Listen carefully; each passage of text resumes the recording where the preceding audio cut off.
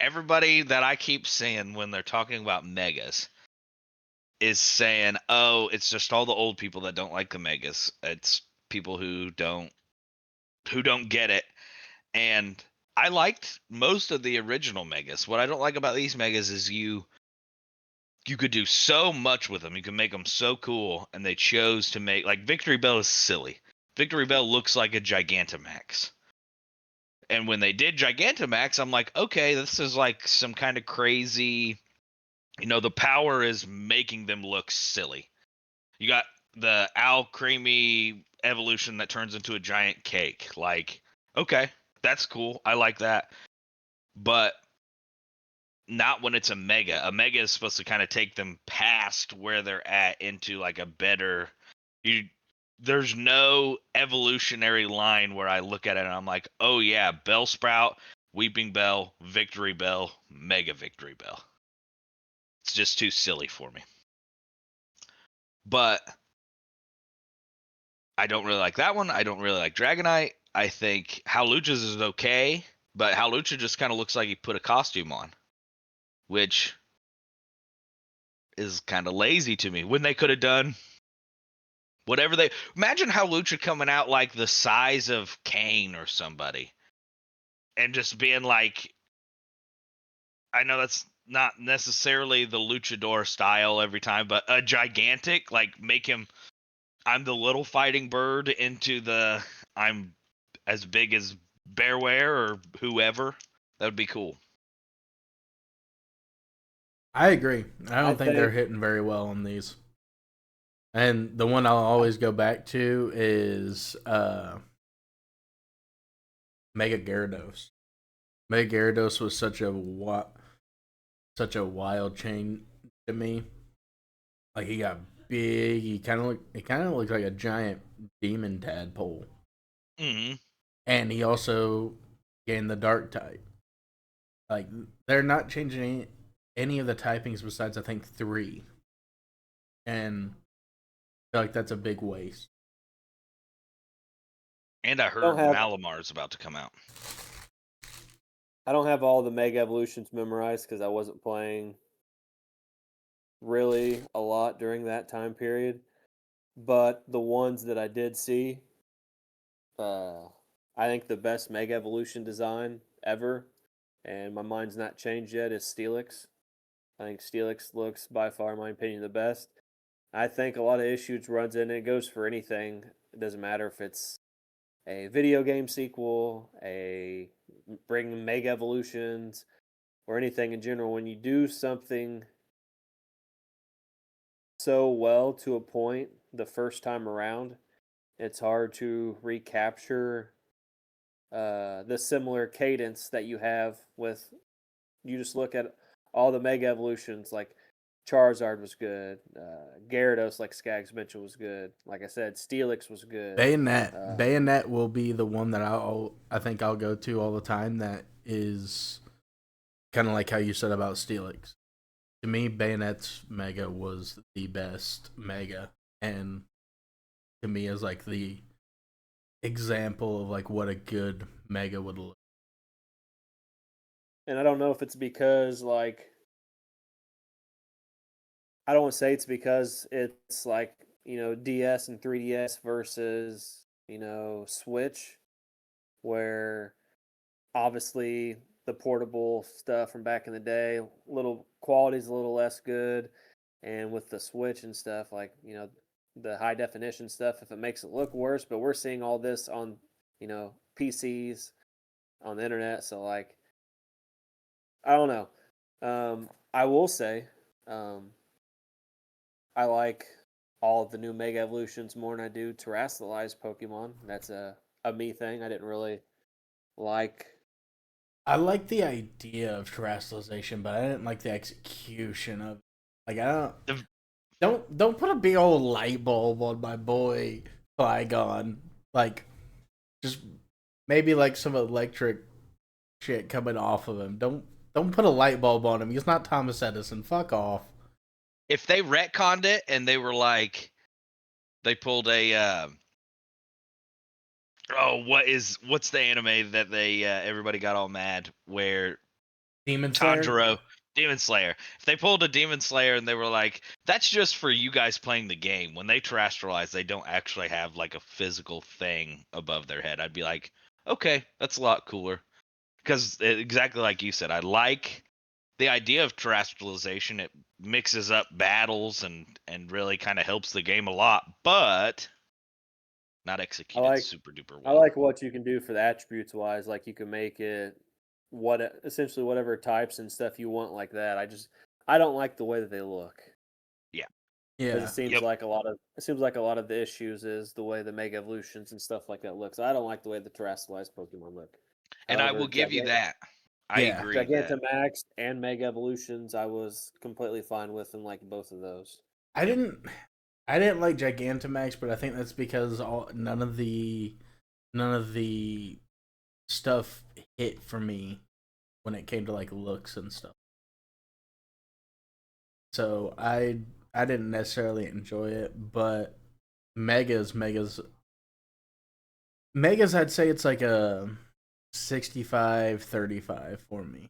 65 of them hit, other 35 not so much.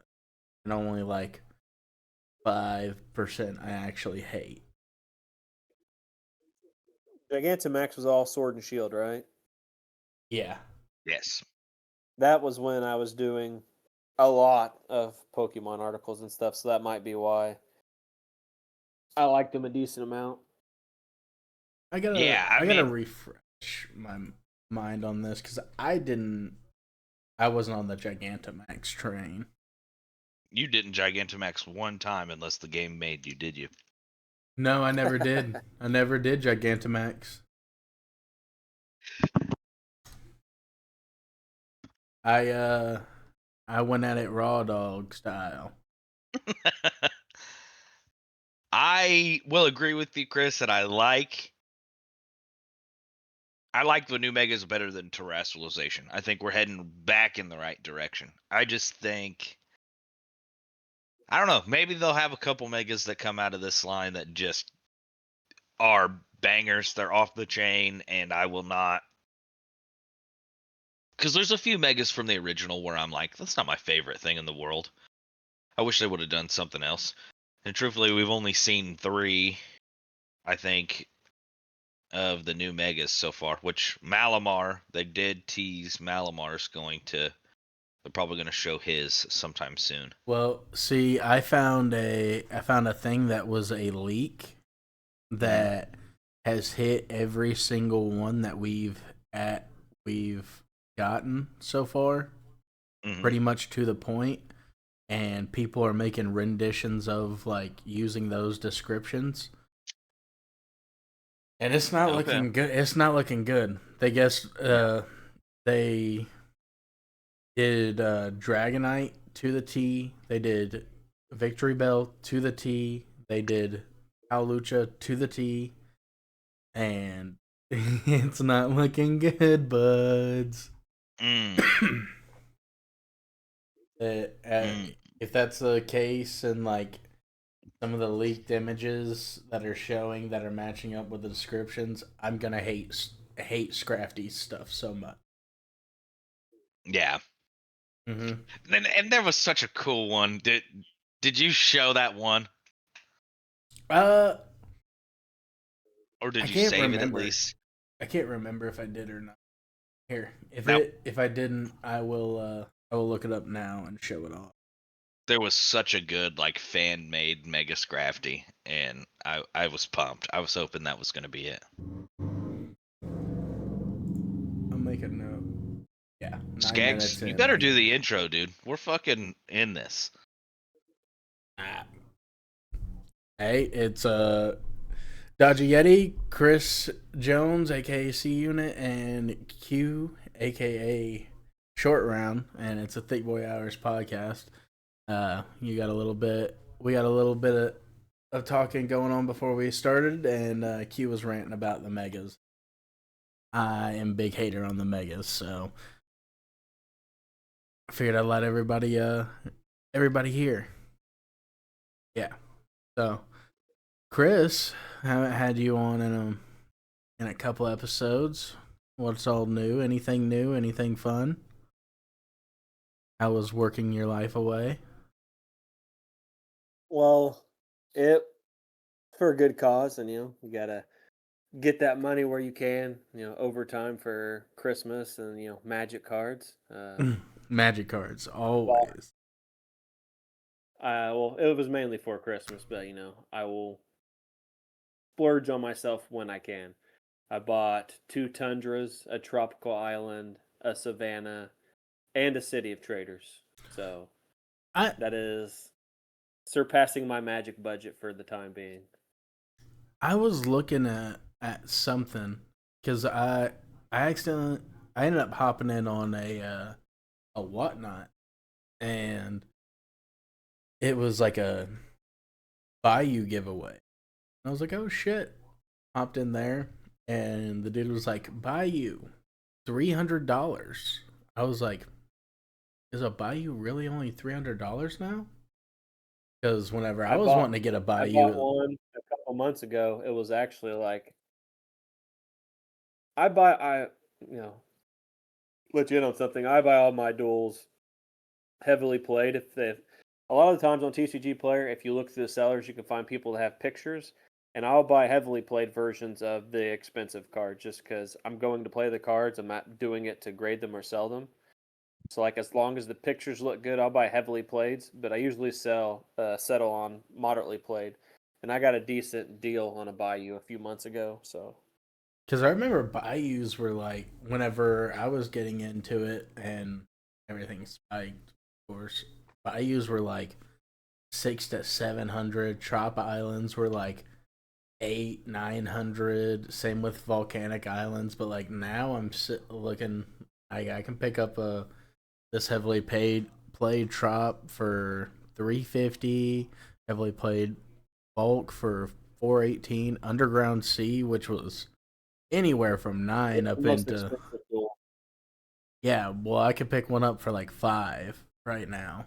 Bayou During two the sixty. during the pandemic, do you guys remember going out to Jordan's building when we weren't supposed to? It was when we were supposed to stay at home, and we Mm-hmm. went out to Jordan's building and played. Dude, what a I bought rat!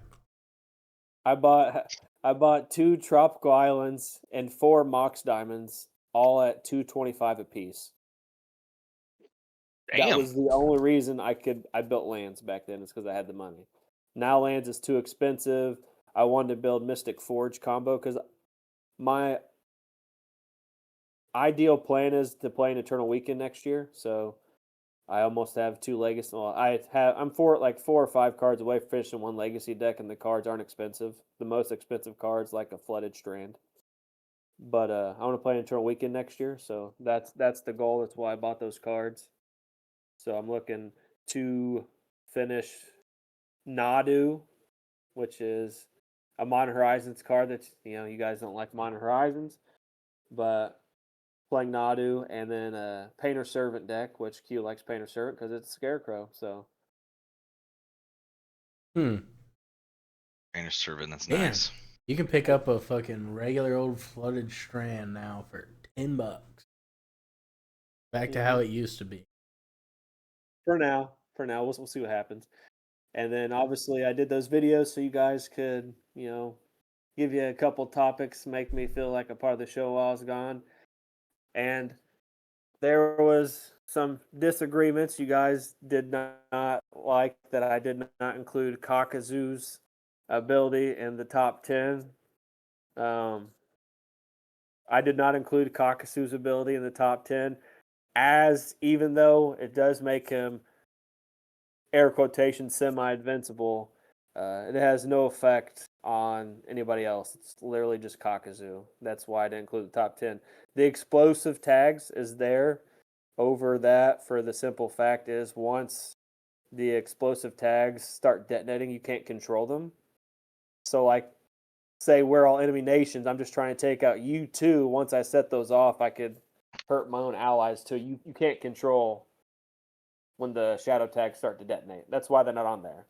And I see. I tried really hard to get the multi shadow clone jutsu in the top 10.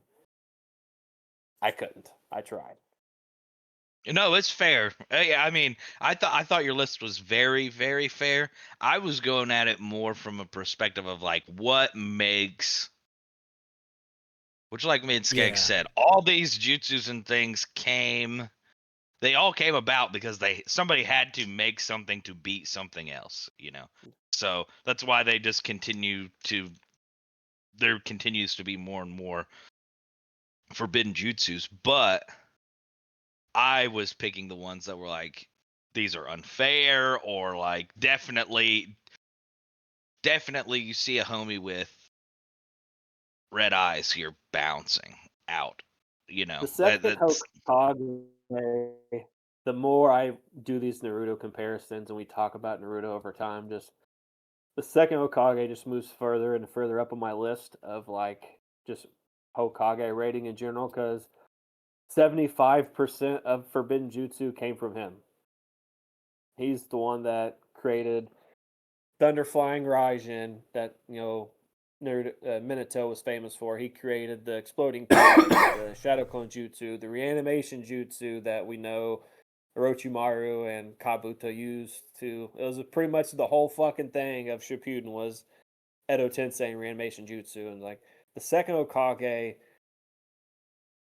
is just I don't know. I don't want to call him an evil genius because he wasn't evil for the most part, but he's a badass dude, and I think a lot of people underestimate him because he is the younger brother of Hashirama. And when people rank Hokages, it's obviously Naruto and Hashirama, and they talk about the third Hokage. So he kind of gets skipped over a lot, but he's really that dude. And then there was one other thing. The I forget what it's called off the top of my head, but it's like Heavenly something of Samasara, the Outer Path. That is actually Rennie Rebirth. I commented in the YouTube comments. I just put the actual name of the jutsu. That jutsu is when they brought everybody back to life.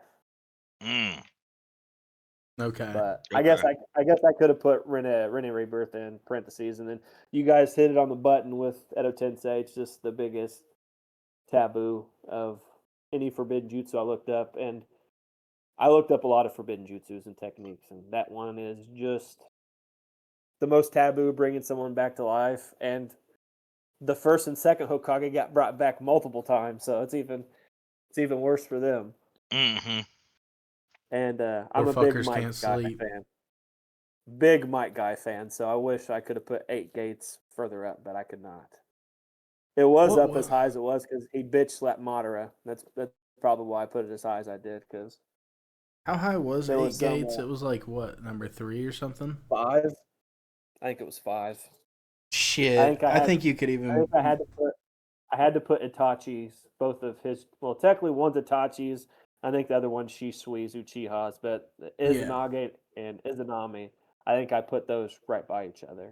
I think you could have honestly But put the Eight Gates above Itachi's, but the reason why I say that is just because Mike Guy's dad was a terrible, terrible, terrible fucking ninja, and oh was yeah, able to take out Mike an died. entire. Mike died with shit.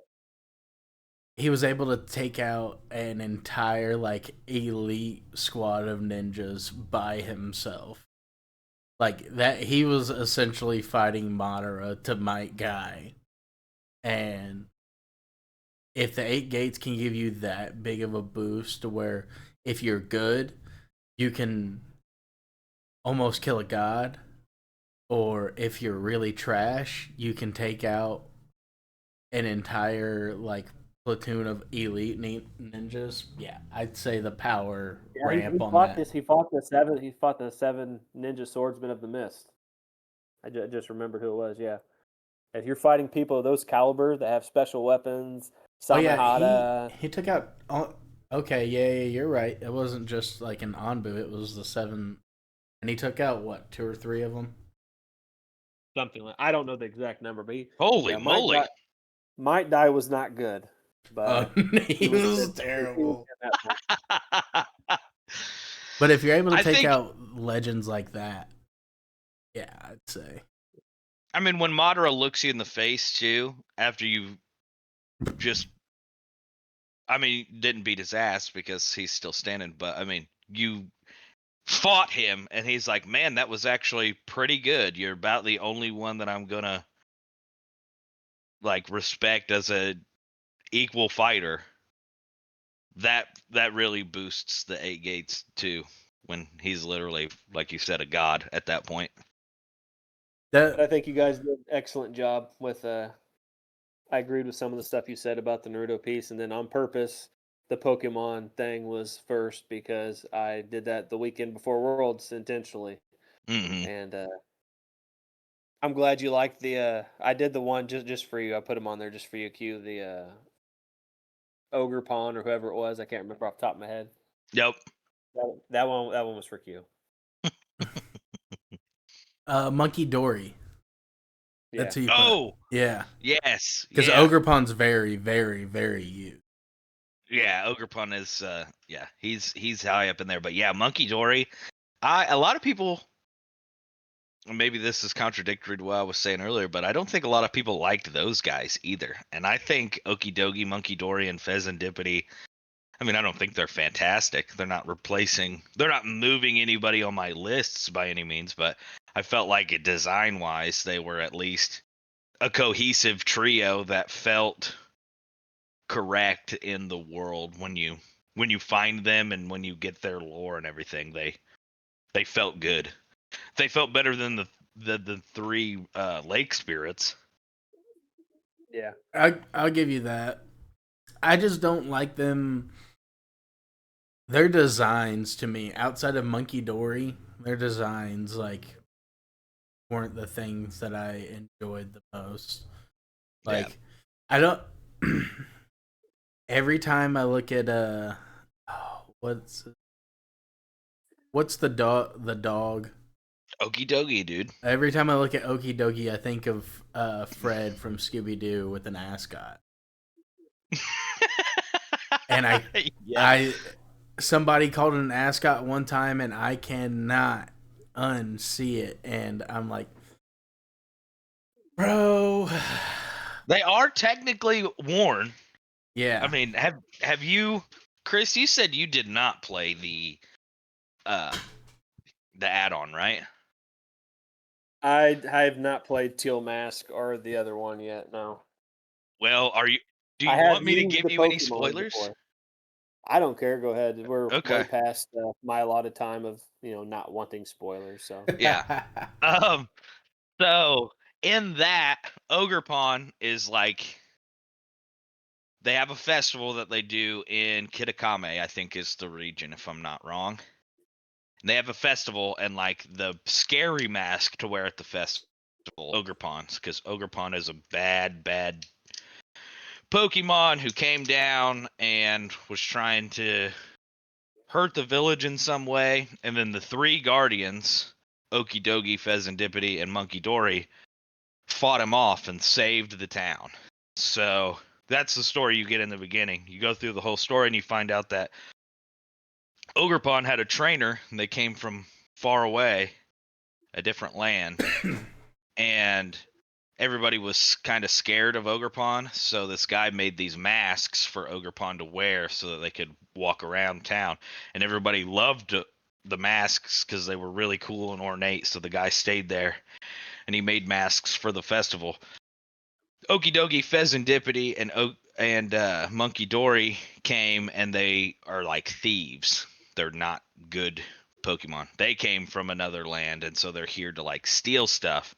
They were trying to steal Ogerpon's mask and steal all the treasures of the land. Well, Ogerpon yeah, stopped them, saved everybody. But the lore got twisted, so to me it was a really cool story to unravel while you played that, and made them like the toxic chains that they all have that are like their clothing pieces. They're actually like something that was either bestowed on them or something like that, and that they all have the same ability and they're all poison type because of that chain. So I don't know, I thought it was a cool story. I uh i think that sometimes story can make up for a character design that I don't necessarily like. as long as I it's done well. agree. A lot of my reviews, and I think I probably mentioned it too much. I mentioned how important story is to me, along with the aesthetic of the world, or I don't want to say specifically the design over, but like the world aesthetic and like the art, I guess, of like the world. So that's super important when I review a video game. And if a character is not nearly as cool, which I'll admit, there's a lot of Suikoden characters that I don't like, even though it's my favorite franchise. The stories and the world building, the aesthetic, the artistic design trumps a lot of those particular characters. So I agree. I like the story that you just explained. So Yeah, and it's even better when you play through it. That's just kind of the cliff notes. a lot of the I know a lot of Pokemon that aren't meta we don't have access to. So I was trying to pick like one or two that might come in a future Pokemon game. Like I'm pretty sure Shedinja's not in uh, Scarlet and Violet. I don't know if Sunflora is. I think Sunflora might be, but the rest of them are. I'm pretty sure. No, Shuckle. Shuckle's not in there either. I don't think so. Yeah. Like that's why I always like potential future game or in the future. I would like for these ones to be meta, just because. Like Wolfie, which we were talking about before the show started, he likes unique things. He's always trying to do if he can include Paris Trap in any successful particular way. I watched a 5-hour Wolfie video, so if he can make Paris Trap work, which he did at the biggest population tournament, which you can find out if you go watch his latest video on his YouTube channel. Uh, I want to see unique stuff. That's what drives me in Magic a lot of the times is unique stuff. It's what drives me in Pokemon. I was writing a shitload of Pokemon battle team stuff, finding a Shedinja team. I found an all Togepi team that I couldn't get to work because the rental code wouldn't work. But like just off meta stuff always piques my interest. Yeah. I'm excited for the new battling game too. I think that's Champions. really, yeah, Champions is gonna push a lot of people into doing a lot of cool things, I think. I I'm want to. looking more forward to that than the game that's next, the ZA. I'm looking Yes. more forward to Champions. I wonder if I can Mega Terrestrialize Gigantamax same Pokemon same time. What would? Could you I mean, imagine doing that? Mega I terrestrialized wouldn't Gyarados. put it past them. And I Yeah. mean, anything's possible. You look at Magic, all uh, the crossovers they're doing. But PlayStation's now putting their games on other consoles too. Yeah. So who knows? Maybe Game Freak and the Pokemon Company will Mega Terrestrialize Gigantamax, well, Charizard's sixth form, and make him a bug. I don't know. but Bug Charizard, dude. the I say all that in jest, but at the same time, like, can you imagine how? I think it's going to be so cool to be able to, because they've already shown that all that's in Champion.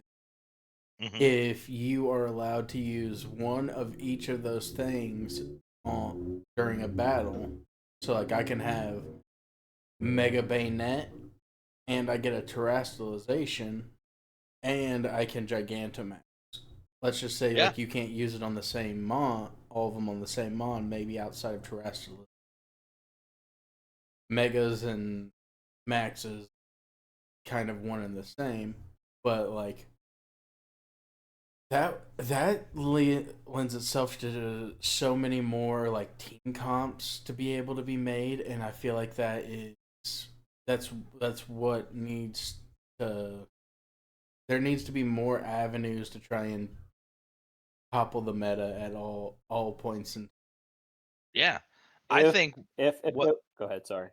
I think what they're most likely gonna do is have different regulations, kind of like how they do now, where if you're in this is where you can terrestrialize. If you're in this is where we're using megas. This is what's banned. This is what's not banned. But I would like to see a totally free and clear, free for all.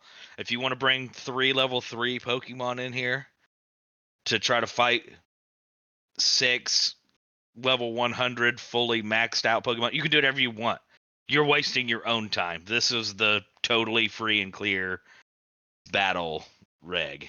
Yeah, the regulations, like, they help a little bit, but even still, like, inside of regulations you have like your absolute meta, because like I was playing in Oh yeah. regulation H a lot, and Rain Team with Duraludon was the fucking it never was not. And Yeah. the bridge hits hard. The bridge hits really hard. I don't know. Rainy Sedinja is my highest win rate Pokemon team that I did an article on. I forget exactly how many wins. I think it was 8 wins out of 10. And there was Damn. one win. What dragon Pokemon? I think Dragapult might have been the popular Pokemon at the time. And like there was just one team. I don't know how they didn't have a super effective move. There's just one team, and they couldn't use anything. And Shedinja was my last Pokemon, and they had all 4 somehow. I got lucky, but Damn. I like Skaggs' idea. However, if I'm personally Game Freak or the Pokemon Company or the third I can't ever remember that's also owns the Pokemon, Niantic. if I was going to do Skaggs' idea, I probably wouldn't allow all 3 in the same battle. However, if you want to, keep the meta diverse and allow for multiple avenues of attacking the meta in different ways, they could put all that into the game. However, you know how you select like doubles battle, you select 4 Pokemon, and I forget what it is for single battles, but you select your 4 Pokemon, and then on that same screen, what about if you select Mega Evolution, Gigantamax, or Terrasilize, or whatever the case may be?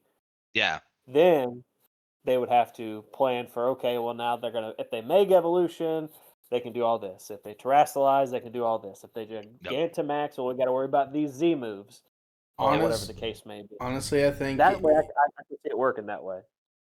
I I can't, because at that point there is just going to be a meta of which one to pick, and I think terrestrialization will come out on top every time on that. I mean, I have faith in Wolfie. yeah, but even if they don't allow all 3 to be used, allow terrestrialization and one of the other one to be used. But I think all 3. I personally think that all 3 should be able to be used, and I don't think that is going that would be bad at all. And I think Yeah. if you only do one of them, that there's just going to be it's just going to be kind of how it is now, where it's going to be like, okay, yeah, I see your big ace is this going to end up being this mega. It's going to take terrestrialization, and I'm going to terrestrialize and you can't hit me. Where I have to account for a lot more if they have multiple choices that they have. Yeah. I think that asking for there not to be a meta is impossible in any game like this, and there will always be a meta that crops up from any way that you spin it. There's no way that you're going to be able to get around it. But I think in the way that you guys are talking, the more options that you add, the more things that add layers onto what I have to pay attention to, the broader your pool of viable Pokemon gets to be. I think what they do, which this completely changes what Pokemon is, but if there was a way, because they are talking about there's hyper training and things like that, and different moves that you can get exclusively from champions by doing the mini games and things inside of champions to change your Pokemon. I think giving Pokemon like out of pocket moves, kind of how that Poke Rogue that everybody was playing there for a little while was, where you basically know what's going on. Like you can, it's still that Pokemon. It presumably still has some of the weaknesses that you understand, but it might come at you sideways with a move that you did not expect, and it completely changes the way you have to fight that Mon. Now, the argument could be for sure that's not Pokemon anymore, because you might as well just have a little blob of a monster that can do any moves and you not know what's coming next, But they'd And have to have something. and there's always gonna be. You're right. There is always gonna be a. What I kind of like what you said was, I'm championing the option that gives me the most tools to be able to combat it.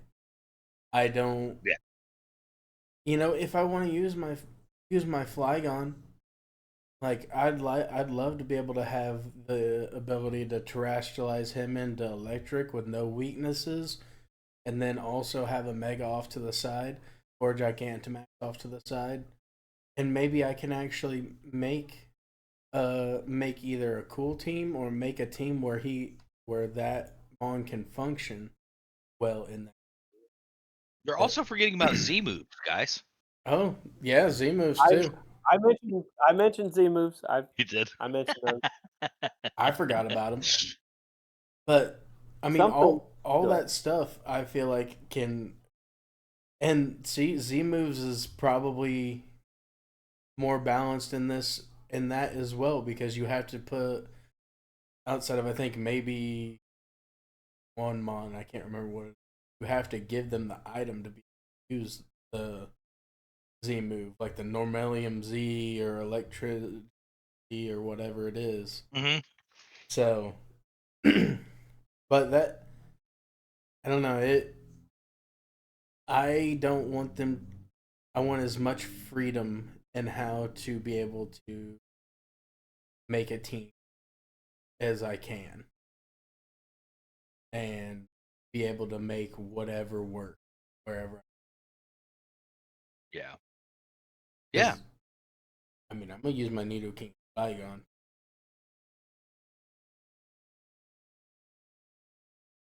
Why I like toolbox decks in Magic, or just multiple plans of attack for any video games. Magic's just the easiest comparison because That's you why I've mentioned the all. different options, and then when you play toolbox in Magic, you literally, for anybody that doesn't know, toolbox is essentially you have your deck doesn't have a centralized theme, but a toolbox has multiple tools, and you play search cards that could potentially get you whatever tool you need in that particular instance or moment. So that's why they call it a toolbox deck. And the way Skaggs is talking with multiple options for, terrestrialize and all that stuff, it pretty much reminds me of just a Magic toolbox deck, and I'm fine with that too. See, and that's why I always liked Jund, and I always kind of wanted to make it, but we always had one at the shop in Eric. But I always I listen. It seemed like every time I played Eric, he always had an answer for everything that I played.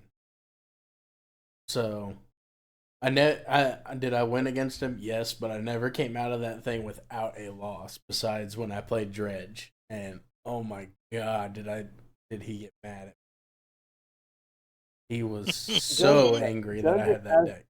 Jund just has all the hand disruption, discard spells, and graveyard hate you could ever want in a deck. That's why Jund is always Jund. Over time, it gets one or two cards. You can swap one or the other two old cards out, and Jund is just always going to exist regardless. And while we're on the Magic topic, um, Dominique Mann asked me last night at Magic, and I said I would relay and ask you guys. Is I know August was my fault, but Dominique wants to know when we're getting down on this bet that we have had for a few months now, because he That's wants to know. He wants to see who's going to eat this sour candy. Yeah. or this fucking hot chip. So I said, God, I'll Okay. I talk don't to want you to eat guys the hot today chip. Okay, because I got my deck. I'm ready. well, and I was gonna. If you remember me and Q, I think on the first one while you were gone, we talked about uh, this format that I came across that I thought was really cool. I didn't know if you guys maybe wanted to switch up or and maybe play Chris that. already has his deck. His is a pre-con. Oh yeah, I forgot you did do the pre-con, didn't you? You were getting that anyway. Yeah, his is the Final Fantasy one. But if not, it's fine. And I was gonna say, since you're rocking with the pre-con, if me, because I don't think Q's bought anything. I haven't bought any of that deck yet. No, I mean I could buy it. I could go get it right now and I was be here gonna. by next week. Well, I was gonna say if you wanted since we waited so long to do it, if you wanted a chance to swap your commander, now is your time. Oh no. And Mine, I don't want mine anybody still else meets to all have the that option restrictions. either. Like I would have built the NAR set, but I could have built the NAR set with August money, but however, I just bought the 4 duels in the City of Traders. Oh yeah. Yeah. No, you're fine. And the only reason why I said that about the Pendragon one was because it's supposed to be nothing but fucking commons and uncommons Yeah. in your main deck. And I Yeah. think common creature, I think the most expensive thing might be your artifact that you get. I think if I survive the sour candy or the hot chip, I would be We down don't to have do to do a hot, Pendragon next. we don't have to do a hot chip or sour candy again. We could think of another. No, Oh yeah, no, yeah. no, yeah. I'm just saying, if I survive this one, I'd be down to do another one and maybe a different format like that where it's Pendragon or something. But I know I'm getting one or the other. I also have an idea for a future challenge as well that is not Magic. So Oh, okay. I was It's gonna gonna be say we need. Pokemon battles, and I'm still gonna lose. Ooh, I'm down for well, Pokemon battles. you are correct. I was thinking in the future, like it doesn't matter who chooses the challenges in what order, but like Skaggs pick like the budget thing. But like I always say Pokemon specifically because, for example, hypothetically, like we're not even to the stage of talking about this yet, but like it's just easy for his YouTube channel because you could do like it's you have to lose twice to each person or whatever the case may be, and then like that's multiple free videos that Skaggs gets on the YouTube on the same topic, which helps drive the algorithm for that particular stuff. So, but Yeah. yes, I was thinking about Pokemon battles for the future, but Okay, I like that. I'll think of a good challenge. You have to learn French or something but silly. I'm fine with Pendragon in the future as well. That does not bother me. Yeah. Okay. All right. Cool. So we saying when's everybody available to play? Are we got we're not gonna play over Discord, right? We're gonna hang out and play. I'd I'd have to rather do- figure out how to record that. Oh, we can get all that. I'm gonna say if we're doing it in person, that'll be something that'll have to get figured out. Okay. I mean, So I'm down to play over Discord if As that someone makes that's things played easier. multiple ways, like my YouTube channel, I don't know how Byron's big ass found it, but he found my YouTube channel and found old videos of me and Riley playing where I literally had a tripod with a camera pointed, I think a webcam pointed either down or it was a laptop camera pointed down at 2 playmats while me and Riley, you know, island tap, play brainstorm, like we just talked out everything or whatever, but I might it's not difficult. I might just get this I'm room sure cleared out and see how far I can take and stretch everything. And I don't know. I'll I'm have sure you one. have I'll enough have space. I have one I'm not worried webcam about the that we camera. can rock with, but I don't know. Either way, we'll get it figured out. Yeah. Not But here. I said I would bring it up for Dominique. So the Magic thing's happening soon. I'm free every other weekend. Same when we Okay. shoot the pot. Every other weekend I'm free. So Okay. while we're on the Magic topic, you guys mentioned I do watch the show. Um, you guys did the comparisons while I was gone. I did not know what you were talking about. You guys were correct. However, you guys brought up, before we get to the big comparison, you guys brought up Magic comparisons. And yes, I listened. And yes, I thought about it. So if you guys want to talk about the Magic ones first, we can. What was the Magic You comparisons that we talked about? just any card. You just said any Magic Who? card Yeah. of what What you card represents each other the most? Q is Oh, expecting to name a sliver for him, and I thought about it. Sliver Overlord would be a good choice. However, I'm not picking Sliver Overlord. There is a future. I don't know the name of the card. Q might. There's a future sight or planar chaos. It's the time shifted border. It's a blue card, Mm-hmm. and it's the mage that has something to do with slivers. You know what I'm talking about? I don't know if Hold it's on. sliver cycling, wizard cycling. he's got it. I guarantee he's got it. The So wait Veldakin till you. Aether Mage, dude. Yeah. Yes, I couldn't think of it. That is yes, that is Q. I gave Q that card because he relates to the slivers. That is my representation of Q, and I went through all the dinosaurs I could because Q was big into dinos, but not as big as slivers. And I didn't want to go with the easy choice of Sliver Overlord or Sliver Queen, so we went with Vidalkian Archmage. However, there is only one viable option for Skags. It does not matter. I thought about it, tried Yep. not to use it, Yep. tried to go faithless lootings, tried to go all this other stuff. Yep. When it comes to Skags, there's only one choice, and it's old school Nicol Bolas. Old Oh. school Nico. Okay.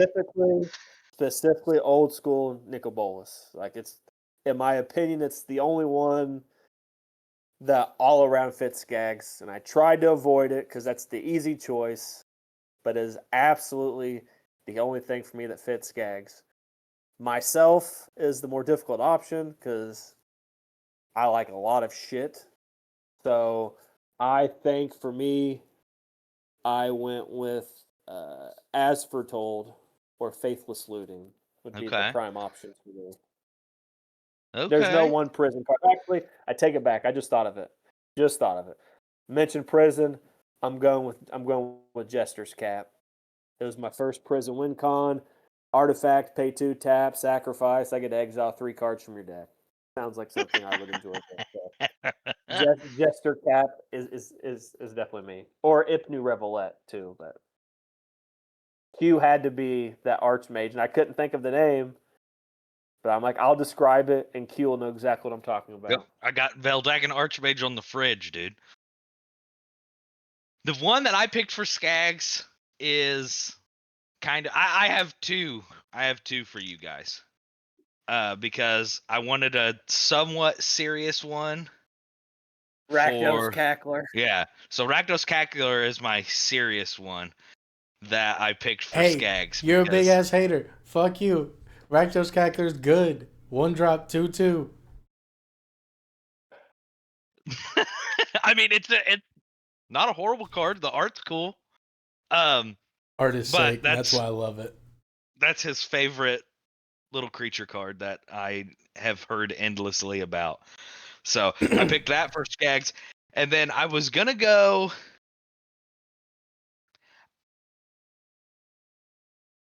I Brainstorm is immediately where I went for you, Chris. But I don't think the effect is grandiose enough on Brainstorm. Brainstorm for the art. Let me see. There's a couple Brainstorm arts, right? I'll pull up the one specifically. Oh. But just for There's 3 or 4, I think. yeah, it's the one.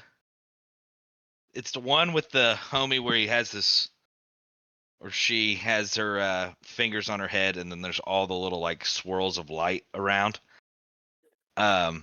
Just because like the first time I met you and we started playing Magic and you're just like here's Magic all the way. I'm like, oh my gosh, this guy's different about it, but in a good way.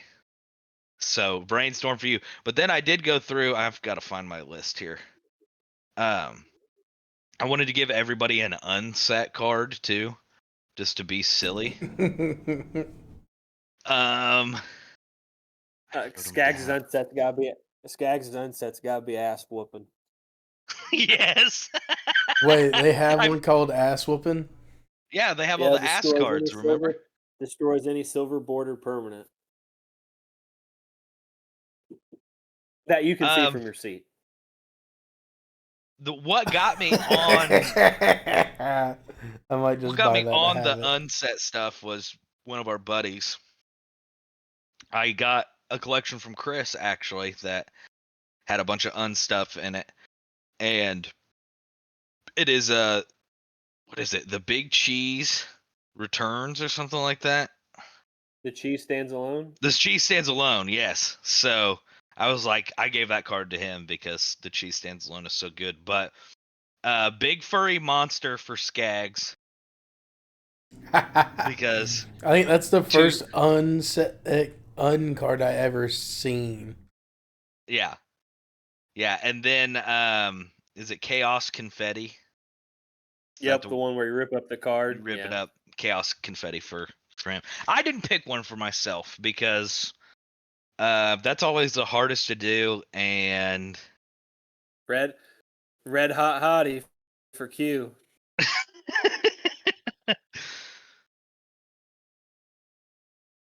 Skaggs will be a little girl. Cost half a white mana for a half. Hey, King. you can be Big Furry Monster 28, and I can be Big Furry Monster 29. I mean, you guys are like one human split separately because you work so well together. So it makes sense. I mean, I don't know anybody else. I don't know anybody else that can spit a mini corn dog up in there and catch it in their mouth. I'm just saying.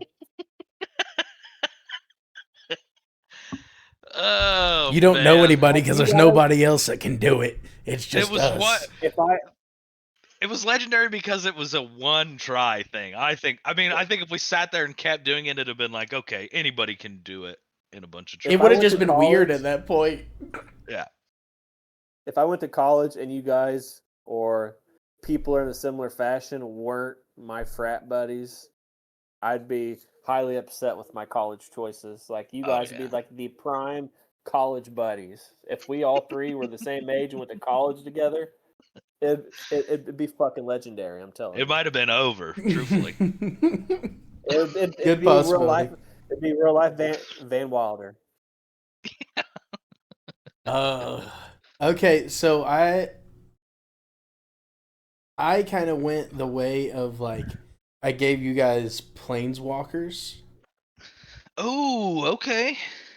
But I also have certain cards that like I stick with you guys as well. So I'll have two as well. Chris gets JMS. And for his planeswalker. Yep. I feel like that fits pretty well. And then for your regular card, Tabernacle. Damn! You're so fucking right. Yep. But Q,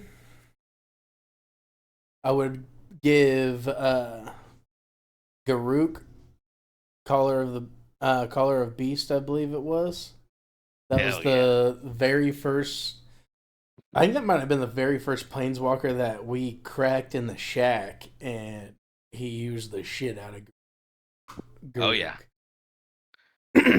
But for the regular, I didn't get. I went with the Sliver, but I didn't go with the 5-color like Chris was saying. I went with Bone Scythe. Ooh, Very nice. Because Bone Scythe has been a part of many combos that we put in your deck. I mean, free double strike for everybody is wild. Yes. And then, you add the Toxic or Infect and shit like that on there. I mean, it's over from there. Yep. But if I were to give one to myself, I don't know which one I would choose, or which version, but I would go with Sarkon. Probably Fireblood. I use a shit out of fire. And then for no one has love for Sarkin the Mad. It's my favorite Sarkin. He's good. I just there's certain cards that I see and I'm like, I don't necessarily know how to use it well. But yeah, his -4 is gnarly. The the regular one I would give is Molten Steel Dragon. It was okay. I thought about that one, but I did not choose it. I traded so much stuff to get that from Cole when we were starting out, and the one that everybody got to see me play was that one from back in the day, and it was a part of my combo. I loved it. Yeah, my second choice for you was not Molten Steel either. My second choice was Niv Mizzet. Niv Mizzet, the 5-color. Yes, sir. It's so hard to choose between those two decks for me because I loved them so much and they play so differently. The other Planeswalker that might be that I really like is the OG Soren Markov, but I never actually played him. So while we're on the Magic topic, I know your guys' opinions already, and I asked your guys' what you wanted, what franchise you could have combo with Magic and put on another Universes Beyond set, and I think someone mentioned DC, and it's interesting that you mentioned DC because you mentioned it. I forget why you said it wouldn't work, but to counteract whatever you said of why it wouldn't work, I do remember it was something to do with cards having their own card game, and you mentioned other stuff. Final Fantasy, Lord of the Rings have both had their own card games, and they did do a crossover with Magic. Both their card games failed. There was a DC trading card game called Versus, which failed. So you might get your wish one day. Who knows? Oh yeah. Well, I think we were more so talking about like card games like Star Wars. Currently, right now, I can't believe how truthfully popular the Star Wars Unlimited game is. I love Star Wars. Yeah. I'm glad that it is, but there's a lot of people playing that. The Digimon card game is fairly, I mean, I think it's struggling, but there's still enough people buying cards that it's not awful. So all those big franchises that I would like to see Magic use, they can't at the moment. But yeah, I do agree. I think DC would be an easy slot in. Dude, you know what else would be a really cool one, and I'm surprised you didn't say? Bionicles.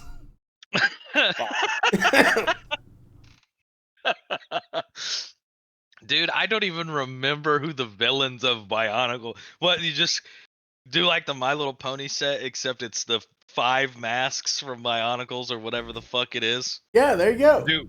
Do one chase for the gold mask guy and that's it. Have another Post Malone situation in our hands. I don't think my favorite video game franchise, Suikoden, is popular enough in the mainstream media to get a crossover. However, I was thinking, because we talk a lot about anime on the podcast, I was thinking Naruto could work. However, I don't know how far ahead of time they work these deals out with, like, Square Enix or Fallout or whatever the case may be. I don't know I know it takes, obviously, you got planning stage, so it's definitely like a couple years or so. They just finished the, can't remember if it's 4 or 6. I think it's 4. But the 4 special Naruto anniversary episodes, they just finished those. No release date on when they're going to come out or whatever.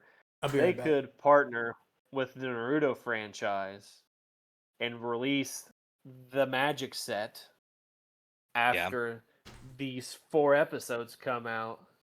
I think it'd be beneficial to both of them, and that would be the franchise that I would pick if I were to pick a crossover that I think is viable. Because I could just, Suikoden, obviously, and to all the Suikoden fans could work, but to people like you and Skaggs that have never played the game, it wouldn't make any sense, and you'd have no idea who the cards are and what they do and stuff like that. So Yeah. Naruto, and Oh yeah.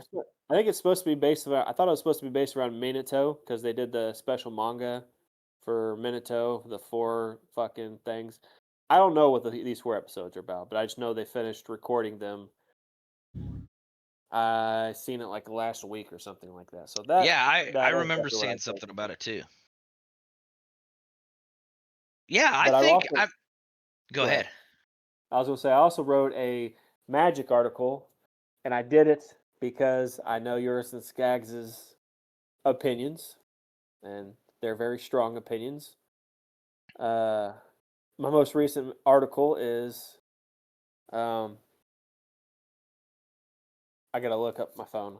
My most recent article had a title, and I want to say the correct name. I don't want to name it wrong, but I'm like, I got to write a Magic article for Skaggs and Quentin because that wrote one for a while, and it was Magic: The Gathering, is Modern Horizons the salvation or the downfall? I Did saw you that. did you read it?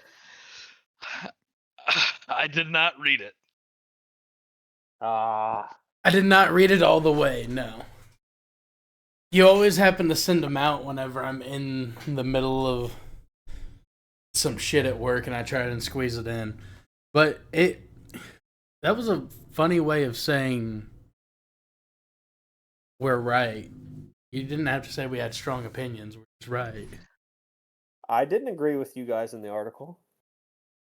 No. I'm saying like right now. Like I could hear you guys while I was away.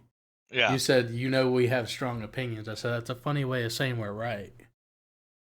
I mean, you guys can think that. I talked about both arguments. I included your guys' arguments in there. But one of my topics for today is, um, your biggest opinions aren't just the powerful cards that exist in Modern Horizons or Universes Gone in general. The free spells tends to be a conversation topic for us a lot, and I'm curious on you and Q. I want you to put on your designer hats for a second, and you have to design Okay. your Modern Horizons 3 is coming out. No, we already had 3. Modern Horizons 4 is coming out. They want you guys, for the masses, they want another free spell cycle, but they're going to allow you guys to design it. But you have to put a free spell cycle in the set. How do you guys design the free spell cycle to not break the game like you guys have talked about that these other spells have done and homogenized formats and stuff like that?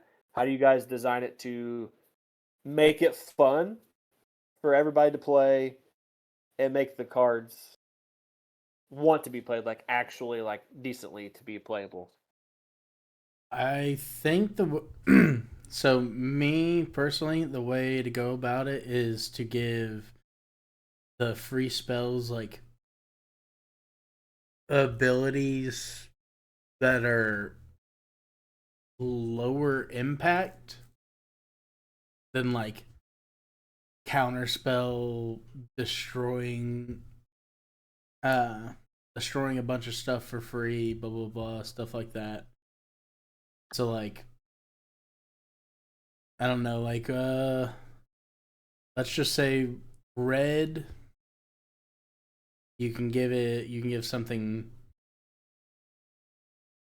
I don't double strike. You can give. That'd be a good ability. What is the cost to make it free? Oh, same as like Force of Will. Pitch a card, same color, and you go down 1 life. Or is Force of Will 2 life? So Can't remember.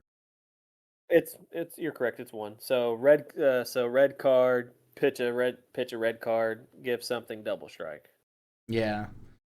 Why make a single creature indestructible? Blue.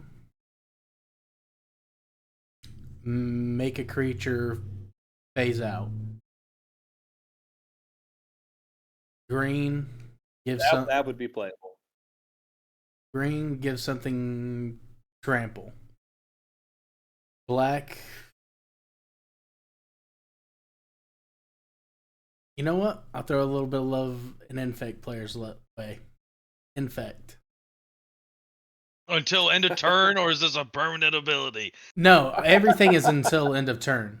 Okay, I was gonna say, good lord, you got phasing, and you play a blue-black deck with those cards, and you have a phasing infect fucking creature. Fuck that.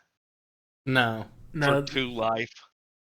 Put an infect and a phasing counter on a creature. Honestly, Infect would probably be too busted. Return Touch. target Death creature touch. card. Or Oh, hey, Death yeah. Touch. No, I No, like that's that. mine. I'm taking it. No, I'm taking it. Nope, that one's mine. Hey, we're supposed to be a team, motherfucker. Oh, okay. We're designing these together. Yeah, you CMC and 2 or Skag, your less team. from graveyard. Return target black creature card. I'm even gonna Yeah. say that. Turn target black creature card from the graveyard until end of turn. It has haste. Sacrifice it at the end of turn or exile it at end of turn. That's a busted ass card. Yeah. Hey, The other thing is put legendary on that. target non-legendary black creature. Or make it legendary. Because that I'll give you a hint. There is one white card that has convoke. So if you control the correct creature, like if you have 2 white creatures, you can essentially pay the cost for free. But for 2 white and X, you return X target creature cards from your graveyard to the battlefield. Mana cost 2 or less. yeah. I think the white card should be all white creatures get banding until end of turn. Because I love banding so much. See, I'm trying to make them not a like wide sweeping thing and make them single target and mainly affects your board and your creatures. Like the thing you can that I use hate, them like the phase out one. You can definitely use that on a opponent's one as well. Yeah. But And I think cards like that are what we're missing now. The other part of this that we're not talking about is us 3 could sit here all day and brainstorm 3 really good cards, and somebody in the comments could be like, oh, well, if I use that card that you guys made with this, then it could completely break and bust the game. And to me, that even more so proves the point of, if you got 3 random guys who've liked to play Magic for a long time, and we create 3 cards, and some guy in the comments can say, look at how busted this is. Wizards of the Coast, Hasbro, whoever you want to say, literally pays a team of people. I don't know how big the team is, but it's definitely not 3 random guys sitting at their house right now. They pay a team of people to look at probably 6,000-7,000 cards every year for different sets and say, is this going to fundamentally break the game? It's literally all their job to do is to look at cards and see how they interact with other cards. And somehow still every single set you get something that they either have to ban before it's even printed, before you could even come out and play. There is, real quick, there's 13 on the competitive play design and 6 casual play design that are jobs that have been listed. So 19 total for competitive / casual. Okay. So even still, a 20-person team that has access to the entirety of the catalog of every Magic card ever made, knows all of the formats, knows all of the band lists, knows all of all of that is literally part of their job. And there's still cards that come out to this day that either get banned before they're printed and here, or get banned shortly after they're printed because we didn't think people would abuse food tokens like that. We just Oko was just cool. He just was a guy. So there's a part of this that is like, I love this exercise. I love making cards. I love everybody sitting here and like putting all of our knowledge into it. But ultimately, even if we did make good cards that they would never make in Magic, it further pisses me off that Magic still can't do what we're doing right here and just try to balance it out. And we're getting to a point where there's probably no way that they can. It's getting so many cards and so many effects and so many triggered abilities and so many interactions within those triggered abilities that it's probably hard to make a card nowadays. So they're just saying fuck it, make them all busted. But I don't think this is exclusively a Magic problem. As somebody that plays multiple TCGs, would you guys consider Magic a complicated game at times? yeah, depending on the deck that somebody's playing, yeah. I consider Yu-Gi-Oh like 100 times more difficult than Magic. Probably. I've never attempted to learn Magic or Yu-Gi-Oh for that reason. I think they have the same problem as Magic. Obviously, Magic's been around a lot longer, but Yu-Gi-Oh has the same problem where everything is power crept. Like we actually have the benefit of multiple formats, whereas Yu-Gi-Oh just has the TCG format, which is what we know over here in the United States, and then the OCG format, which is Japan, where they get the cards first, and it's a different ban list. It's literally all it is. So we have actual multiple formats and stuff that we can play. So I don't think it's exclusively a Magic issue. Don't they have? But I do think Don't they have other there's formats? always Don't they have other formats where you just get to play like some of the OG stuff? OCG. That's what they play in Japan. Yeah, those aren't recognized for like tournament play or whatever. Oh well, that's Like stupid. Whereas we can play standard, modern, legacy, vintage, commander. They have GOAT, which goes up to a certain date. They have Edison, which is probably the most popular format. And they have another one called Tengu format, which is a ban list from to a certain date as well. Then they have, like I said, just every card TCG you play by the Forbidden Limited list, and then the Japan version, which is the OCG. So we're lucky that we do have the multiple formats or whatever, but I do think Q is correct in that I think you could make a not powerful card. And you can make any card in general, whether it's powerful, not powerful. And there's so many cards now, if someone did the research, they could find something broken. Yep. So, well, even like go ahead. Even putting a triggered ability on something nowadays is so. I just played last weekend when I forgot my decks at home, so I played somebody's Traxa deck, and he had all of his spells, literally everything that he put in there was like, is it populate? Is that what the Proliferate? or proliferate? Yeah, Proliferate, yeah. And so it was like everything that I drew was just exactly what I needed, and or like triggered abilities now triggered twice, and so you can make something as simple as like when if we made a card that was like when a creature enters the battlefield, you get to an artifact. When a creature enters the battlefield of your chosen type, you can deal 1 damage to target creature or player. Because that triggered ability, you can have 900 stupid ass cards. That's like literally all I have to do is play these 3 cards, and I'm pinging everything for 6 damage every time I drop a creature or landfall or whatever other random interactions you want to make, to the point where I'm sure it's difficult to stay on top of all that stuff, but also you're making a game that has to play correctly. So there's a certain part of me that's like, yeah, that's got to be a difficult job to do to keep the game balanced. But also that is your job to do that. And they also have to balance between making the game balanced, like you just said, Yeah. continuing to make the game fun, continue to make cards that people want to play with.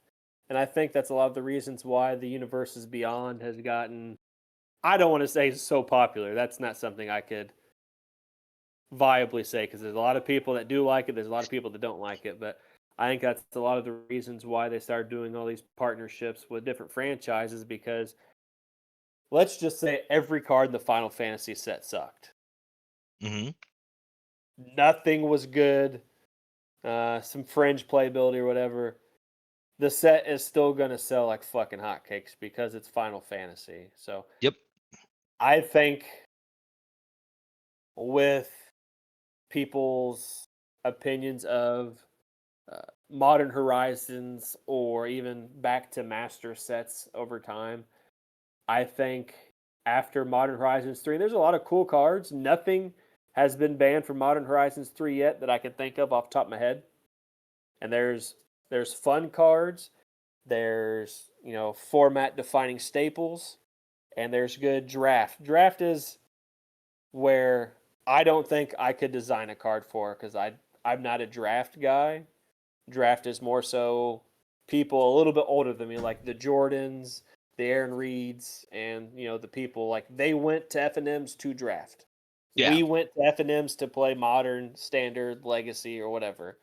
So that's not where I could help them. But I feel if there would have been a Modern Horizons 4 set, which I have no idea if there is or not, I think after Modern Horizons 1 and 2 with the Urzas, the Hogaks, the Arkham's Astrolabs, whatever I can't think of off the top of my head, even though I just wrote a magical article talking about it. I think we're trending in a better direction for designs for that stuff that's going into the formats. And I think we can thank Universes Beyond stuff for that, because they can make their money off of Spider-Man's. And don't get me wrong, I'm getting ready to write a Spider-Man article listing, the top 5 cards I think will be the best cards. There's some good Spider-Man cards. Like there's a Stifle in Spider-Man set that costs 2 mana, or you can activate its web slinging ability by returning a tapped creature, and it either counters an instant spell, counters a sorcery spell, or activate or triggered ability. So technically a Stifle for standard, but a balanced one. So I don't know. I think we're going in a better direction. I understand people's opinions, like yours and Skaggs, and why you don't like it. I don't care about playing it Solitude and Grief. The card I don't like when I play Magic is I like playing my cards. I don't want you guys to play my cards. Yeah. I don't want to be Ragavand. However, but like I said, I think we're going in a more positive direction. It'll be interesting to see what special sets, not Universes Beyond, because we talked about a while back how good Tarkir Dragonstorm was. It was one of the best in-universe sets we've had in a long time. Edge of Eternities, I don't know all of the lore about it because I've not read into it like I have other stuff. And Tarkir Dragonstorm, I just knew stuff from the past Magic lore. But Edge of Eternities, the cards look cool. They seem fun. They have a Gaia's Cradle and a Tolarian Academy. Technically, I mean, it requires work. So, cards are balanced. So, I'm interested to see where it goes. I think we're heading in a more positive direction, but there's always going to be the chance of a card that came out in 1999 combined with a card that comes out in 2026 breaking Yeah, something. sure, absolutely. I I 100% agree with that. Just I'm also of the notion like if it takes 5 cards to make that 1996 card and the 2026 card mesh well and create something, it's my fault for letting you get a 5 card combo out, you know. That's totally it. But for me, it's specifically the cards that come out where it's like Oko and one other card where you're like, how did somebody sit down and play and not think about one, food tokens being artifacts, but two, all of the token bullshit that we had before Oko even, where somebody did not think that that was a bad idea, you know. I know that's like the most extreme. Oko's one of the more extreme cases, but it's a good one to I point think at. Oko's probably top 3 poorly. I don't want to say bad design because the card was designed well. It just Yeah. wasn't designed well for the constructed formats it was legal in. Yep. I don't think However, there's I do want really. to ask you both a question real quick. Go ahead first, Skags. I'll let you go first. I don't think there's a whole lot of constructed formats where it would have been great in. And It was built for Commander, and they did it wrong because it's legal and modern. Same thing with Nadu. Nadu is an absolutely escaped through the door, broken card. The guy that designed it admitted, tested it once, it went back through, and he didn't get to catch it before it went out, which is a former pro player, Michael Majors. One of the people I really enjoyed watching over time. He's one of the people that I would say find interesting ways to play certain stuff. I don't know if you guys remember. Do you remember how fused cards used to work before they changed the ruling on split cards?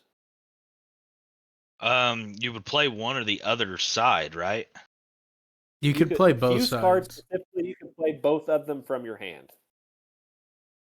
Yeah. The split Okay. card, there's split cards where you can just play like this half or this half. Fuse, if you cast it from your hand, you can play both halves of the card. Oh, There okay. was Yeah, yeah, yeah. They came out with a card, and it's a very shitty card. It's not played anywhere anymore. But and they didn't even change the way it worked because of this card. They changed it because of counterbalance and legacy. Being able to use either this card to so say a card costs 2, the other card costs 4. If someone played something that costs 2 or 4 in legacy, you could use whichever half of the card that you reveal off counterbalance to counter the spell. So you get 2 chances off one card to counter something. But there's a card I gave everybody on the team this card for Christmas one year. Brain in a Jar. You Uh-huh. remember when I gave everybody that card? Yeah. Brain in a Jar says you activate its ability, put a counter on it, and you could cast a card from your hand equal to the number of counters, and you could ignore timing restrictions because you cast it then. If you cast a fuse card off Brain in a Jar, you get both halves. So you would cast the Oh. cheaper half. So, for example, we'll do Beck Call. Call whenever Beck, whenever a creature comes into play, you draw a card. And then the call part is you get like 4 1/1 birds. So you'd play the 2 costing one, which is pretty much Glimpse of Nature. Whenever a creature comes into play, you draw a card. You play that, you automatically get the second half for the cost of putting one counter on your Brain in a Jar. Yeah. So random interactions like that, but a pro player was one doing that is the one that kind of let Nadu escape out the door. And I'm playing Nadu in Legacy, by the way. That is one of the Legacy decks that I built. So Okay. we'll just have to see. My question for you guys is because Q just mentioned if I let somebody get 4 or 5 cards out and they do broken stuff, that's on me. Yeah, The I question I fully have is what agree. about 2-card combos that I don't use the word that aren't good because if you get a 2-card infinite combat, it's good in that form and fashion. We'll say, for example, 2-card combo I know you played against before because I played it. What about a 2-card combo like Kiki Jiki and Pestermite or Deceiver Exarch? You think that is too powerful?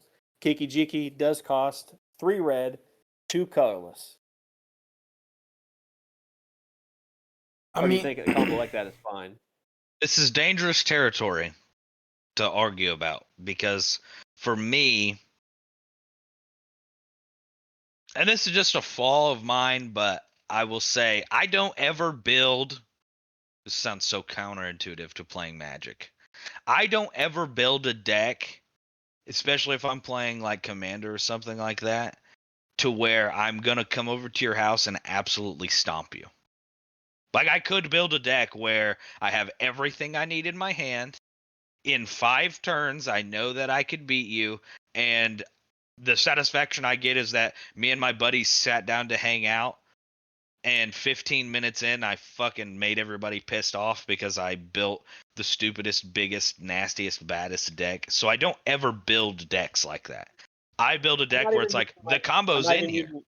Maybe it's like this. I think you're thinking about Animar, so keep Animar out of your mind. No.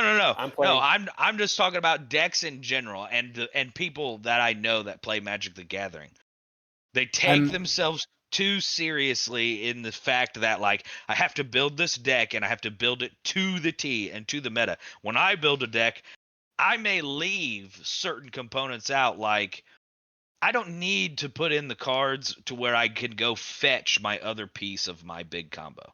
I will allow the big combo to either happen or not, because a little bit of what I like about Magic is the randomness of the cards. If you have the ability, if you stack your deck with stuff where it's like, and I'm gonna go fetch this piece, and now I get to go fetch that piece, it's like, we'll just turn all your cards face up and pick out the ones that you want, and win the game, you know. So to me, when I'm building a deck for casual play, where I'm hanging out with people and I'm playing, I let the deck truly be a randomizer. In my first hand, I get my pieces, and that is what it is. Then nobody can be mad. It took me 8 turns to finally get enough mana, but here's both my pieces. Does anybody have a response? So the dangerous part, I think, that is if you have a two card infinite combo and your entire deck is built around let me go find my pieces for my 2 card infinite combo, that's lame. Okay, I guess I should be more specific then. So in Modern, I had a deck, and you both have played against it before. Do you remember the deck where I would cast Living End off Aspertold? Yeah. I'd bring Kiki Jiki, Deceiver Exarch back from the graveyard. I'm just talking about in general. There's no really tutor piece to get like Kiki Jiki. I'm just talking about 2 card infinite combos in general. I should say. We'll say not for Commander. We'll say for F&M. So do you think Kiki Jiki, Deceiver Exarch is too powerful in that aspect? No. What about a 2-card combo that doesn't win you the game, but essentially puts you in the position that you're going to win the game? And this one's even more expensive. What about Reaper King and Rite of Replication? That's almost a pseudo Armageddon. If I get hit by that, I deserved it. Yes. I will agree with Skaggs on that one. And if you're bringing Kiki Jiki to the fucking F&M and I can't take care of it, either one, I just got unlucky and I didn't draw into any of my removal, or B, I didn't build my deck well enough. And I picked Kiki Jiki specifically because, like, I could have said Splinter Twin, but Kiki Jiki is specifically 3 red mana and 2 colorless and is a 2/2. Yeah. So chances are, very slim amount of times am I going to be paying 5 mana for Kiki Jiki. I'm going to have to do some cheeky stuff to try to get him into play, which was my thing. I know those 2 cards work well together, and I know you guys know of those 2 cards. I think that especially in a Friday Night Magic sense, if we're playing modern or standard or something like that. And these are cards that Wizards has deemed legal in the format, regardless of how they interact with each other or whatever it may be, how broken they may be. They say, yes, you're allowed to do this.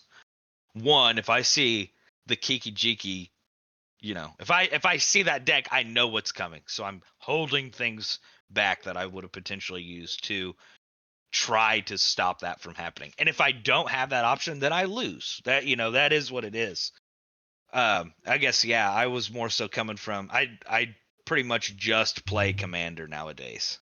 So from that aspect, you can make a really fun deck that you and people you're playing against would have a lot of fun against, really lame by making it too good. And I know that's totally counterintuitive to what it is to play Magic, but the And new that's people that why I've started playing with, they will play like 1 or 2 games, and they're long games, but it's fun. Instead of, well, why don't we try to play 15 games of Commander tonight while everybody just slings their fattest spells?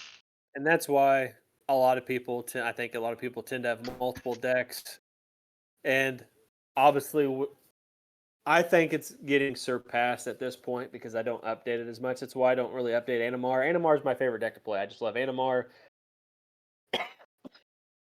Like Q was explaining, it works extremely synergistic. Like Q played that proliferation deck with Atraxa.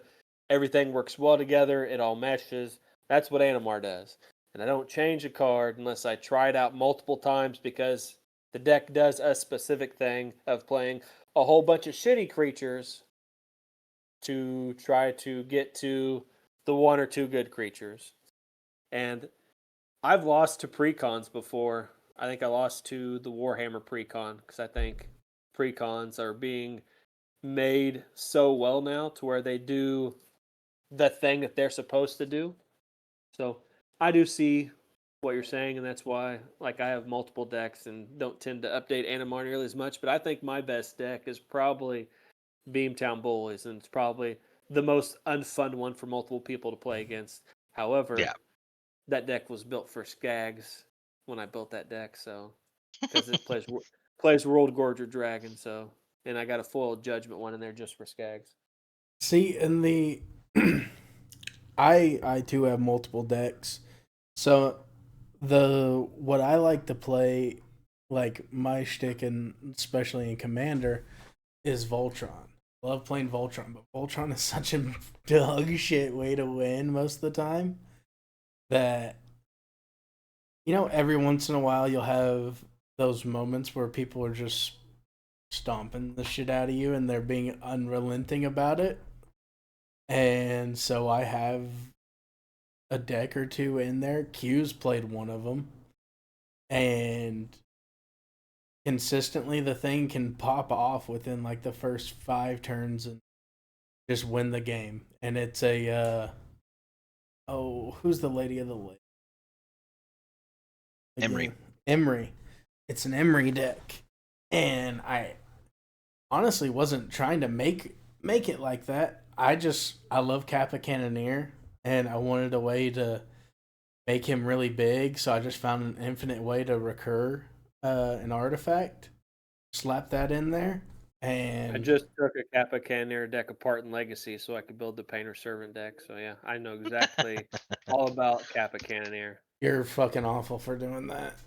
Kappa Cannoneer's the I needed it. best. Ancient Tombs are $100 a piece, sir. I needed the Forces and the Ancient Tombs. Well, they were probably better with Kappa Cannoneer. This is gonna be another I don't know. Rakdos Cackler thing.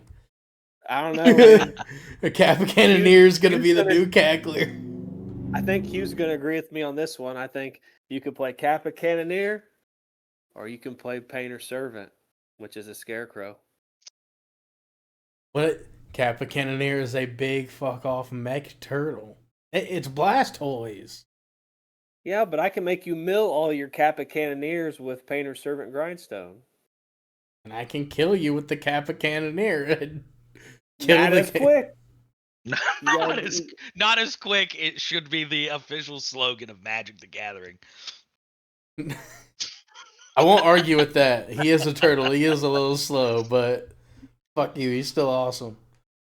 But Oh man. So the plan is within, what were we saying, like the next month to try to get our Magic game in for the sour and hot Oh thing. yeah.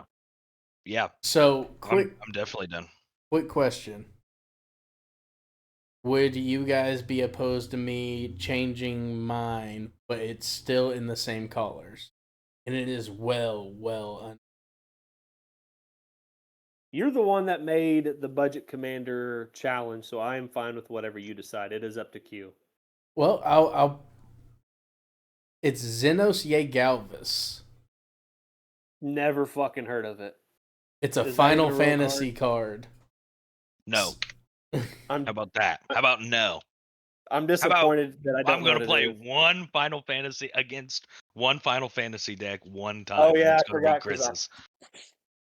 Well, here's what I think it's cool because, and I found this just in one of the groups that I'm in after we had made the choice. Whenever he enters the battlefield, he gives choose a creature an opponent controls until end of turn. Creatures other than him and the chosen creature get -2/-2, and when that creature leaves the chosen creature leaves the battlefield, you transform him, and he transforms into a big fuck off dragon.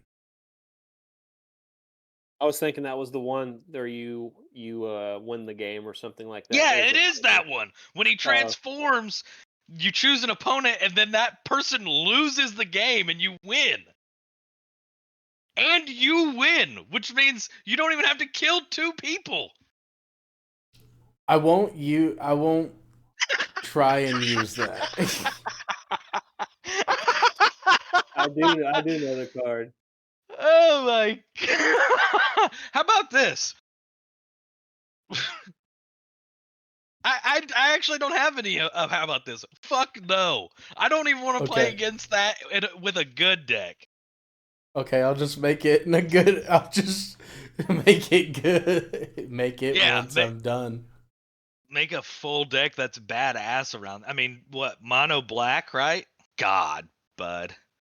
I'm gonna Honestly, say that the stuff to make it badass isn't all that squeezable in there. But I'm gonna say the Titus precon is pretty synergistic with moving counters around and stuff. So yeah, the Titus Precon I is kind of fucking OP. I think if I played that, I think I would accidentally kill somebody and then Skags would win if I did kill somebody. So Oh wait, I think does you it know, say they just have to lose the game? Oh, You I think choose an opponent, they lose, and then you win. So okay, that's a lot stronger than what I thought it was. in multiplayer combat, you only have to kill one person, unless, Mr. Judge, that's not how that ruling would work. But I feel like it's saying you win the game I win the what's the game. name of kind this of card? means. Xeno, Xenos Yay Galvus. Xenos Yae Galvus. I was trying to find a dragon, then I seen him, and he is cool. yeah, he's cool as shit. Because I actually need to get to working on, but I don't want to. I don't want to bust down all that money all at the same time. When it transforms, you pick a player. So like say it transforms, we're all three playing. It's not going to work the way you want it to work in a 3-person game Okay. because when it transforms, Skags picks Q. If I eliminate Q, we would both win, so it would be a draw. And then I have to eat the hot chip and the fucking spice and the sour candy. You know what? It's a Actually, draw. I like that. I like that. That's two That's, against one. I get to play it. that's busted as fuck. I was I gonna would ask, never. is there a way you can like draw? When Skaggs was talking earlier, I and we think were if we talking all about the hot three chip. lose, if we all three tie somehow, I think we all three have to do it.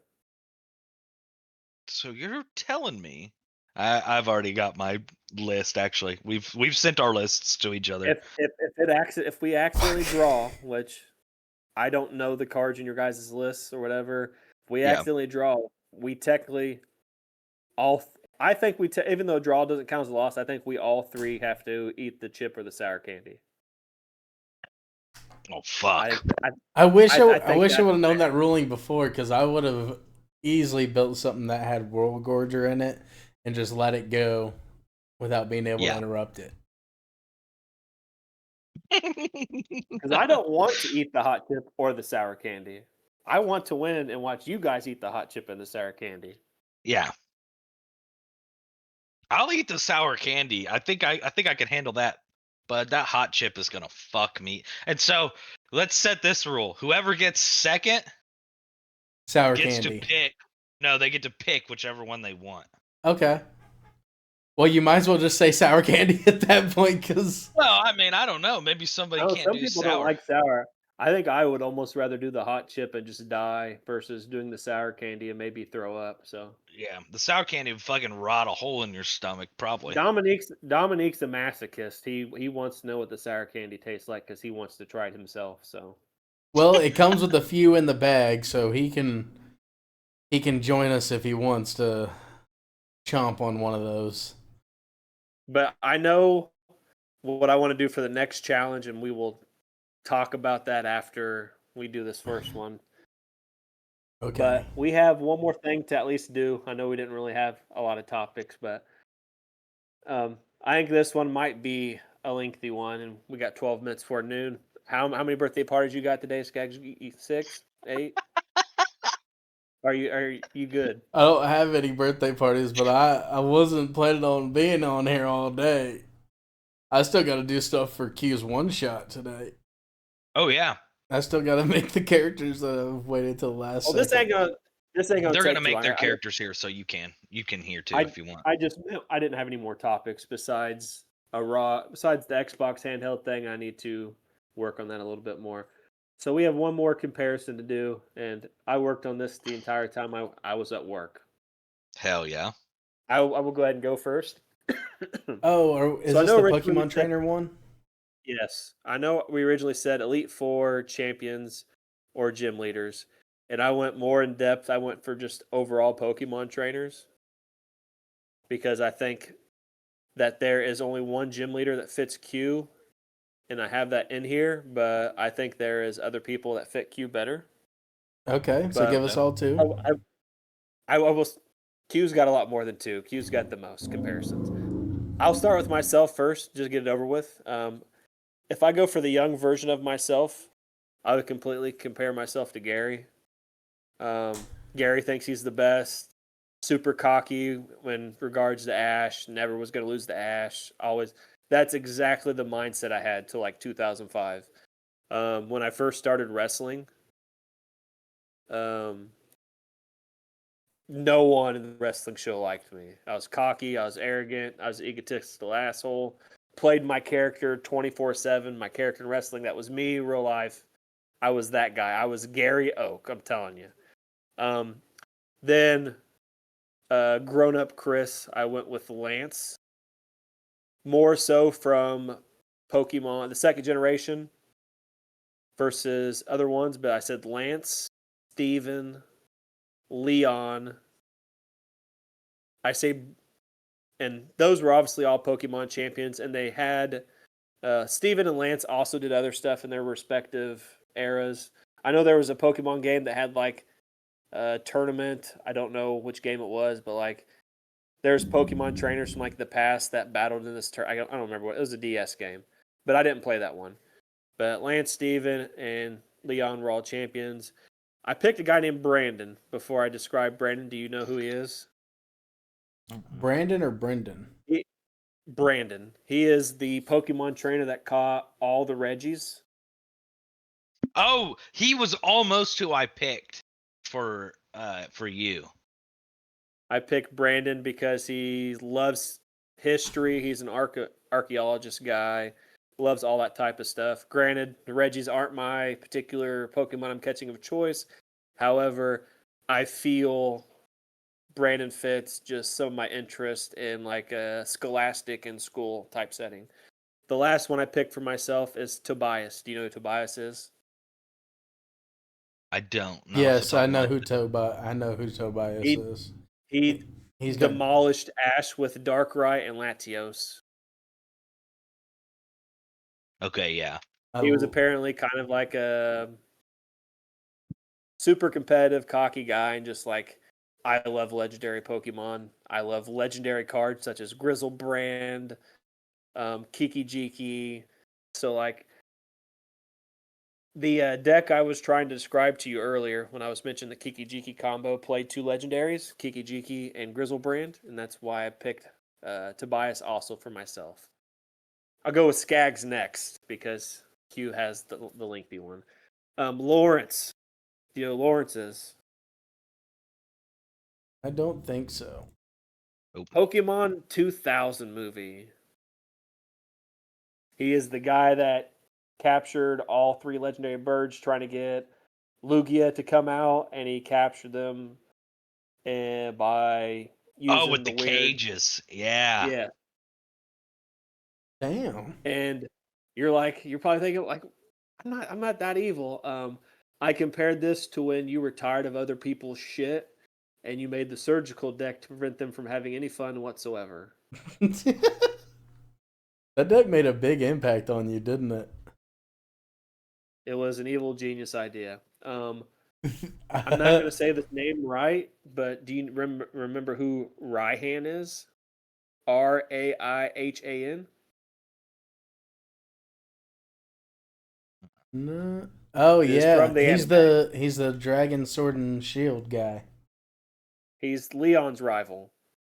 I feel Oh, yeah.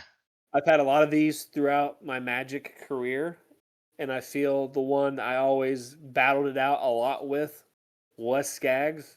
Even when I played the prison deck, Skaggs still had some play. A lot of the times I still managed to pull it out in the end, which is why I picked Leon for myself. But I felt me and Skaggs were pretty good rivals for each other. I guess you could go with like any character rival things in Pokemon, but I felt Leon and Raihan was good. I picked Cynthia also for Skaggs from the Sinnoh region because I personally feel you know Cynthia's right. Oh, everybody knows who Cynthia is, brother. Really, really excellent Pokemon trainer. I feel if Skaggs potentially stuck with not Pokemon, potentially stuck with Magic, he would surpass anything I'd ever be able to accomplish, and probably be one of our friends that would be a force to be reckoned with if he were to take his skills to the competitive scene on the Pro Tour and stuff like that. I feel Skaggs compares with Cynthia in that aspect that Not playing jank ass deck. he would have the ability to do great things if he stuck with Magic. Last thing is, and you're going to be like, weird. Do you remember Kurt? Kurt, no. Kurt. The Ninja Kurt? Generation 2. No, Generation 2. Kurt. What'd you do with apricorns in Generation 2? He made balls. Who made the balls? Kurt. Kurt. Kurt the Pokeball Master. Oh, okay. Okay. I feel Skaggs has a creative genius that is not tapped into yet, that goes into the surgical extraction deck, that goes into him discovering on his own whatever the card is I can never remember that he used with the Bring to Light to get the backside of. Extus. Kurt is very creative, being able to make whatever Pokeball you needed out of any apricorns. So I feel Kurt is a good comparison for Skaggs. Now for Q. Okay.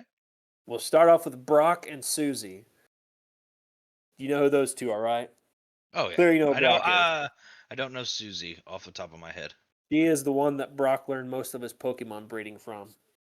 Okay.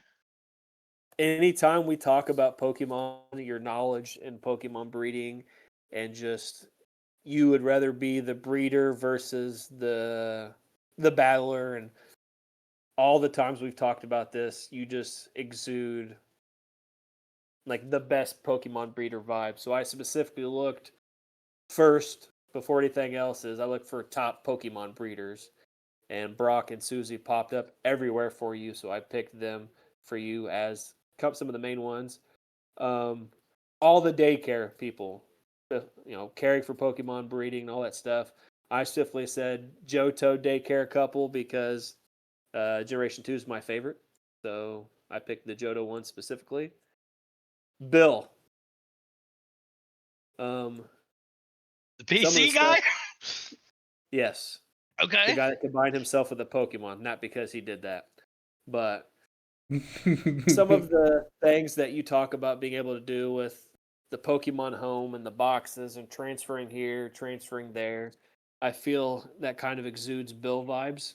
Granted, you're not building PCs and stuff like that. I feel you kind of put off some of the Bill vibes just for your knowledge of how to do certain things. And if you remember, I didn't build the Pokemon transfer system from Johto to Kanto.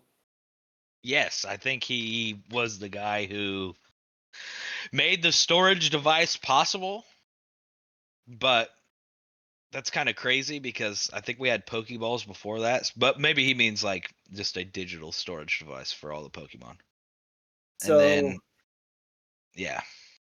Go, GOH. Do you know who Go is? Oh no, not Go. That's who took over, right?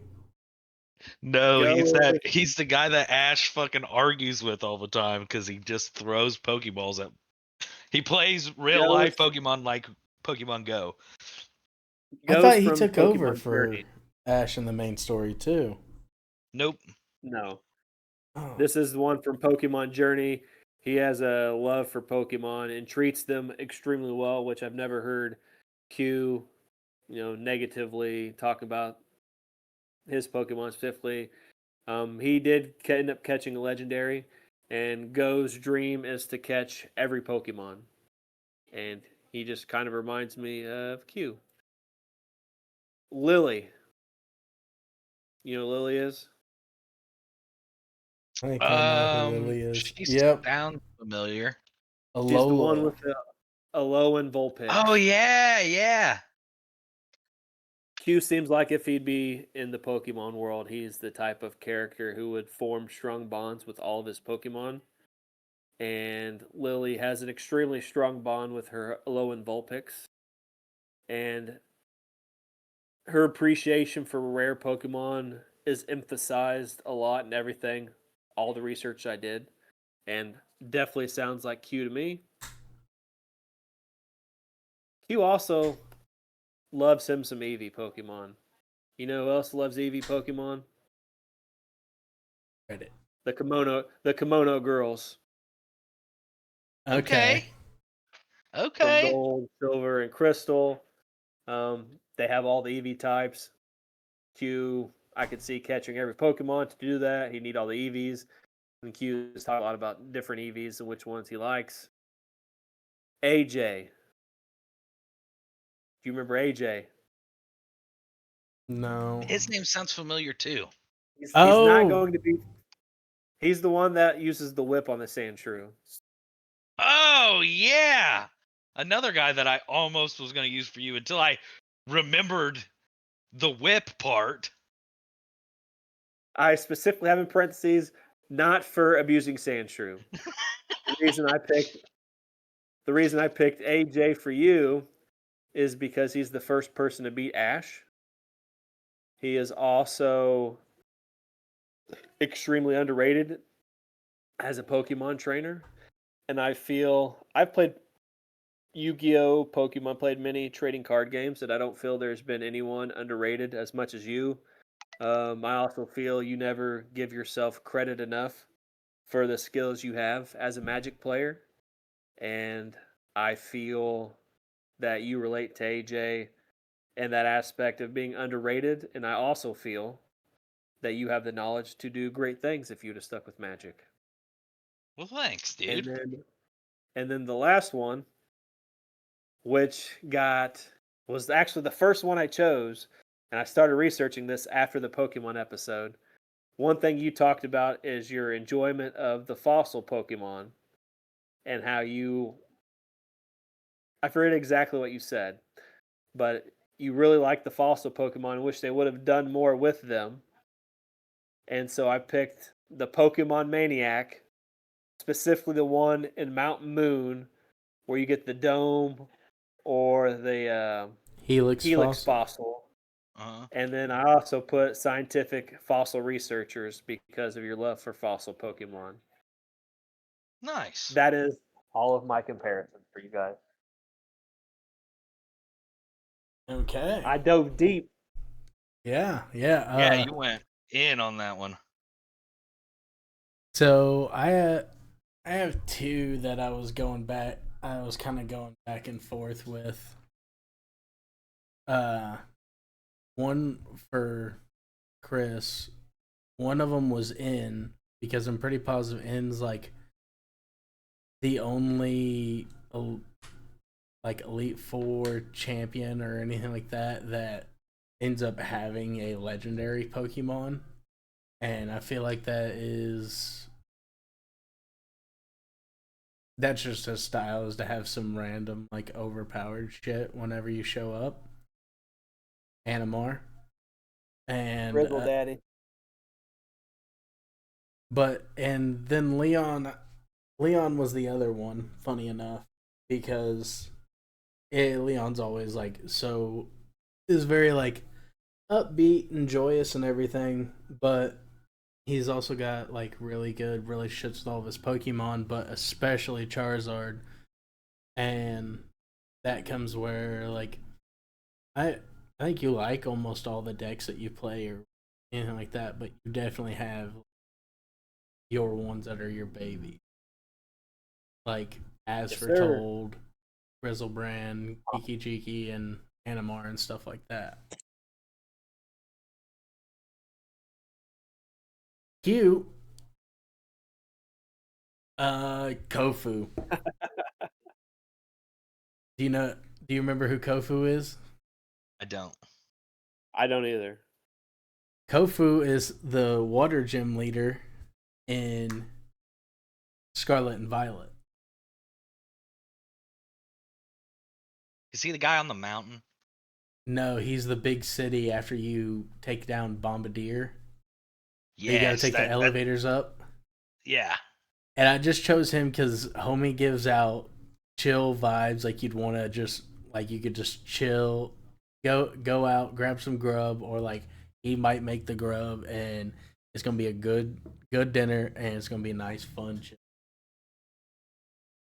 Oh yeah, I don't know if I ever fought him because I think they change one or two of the trainers, but depending on what Uh, game you have. Because I had like a. Did you have an ice girl?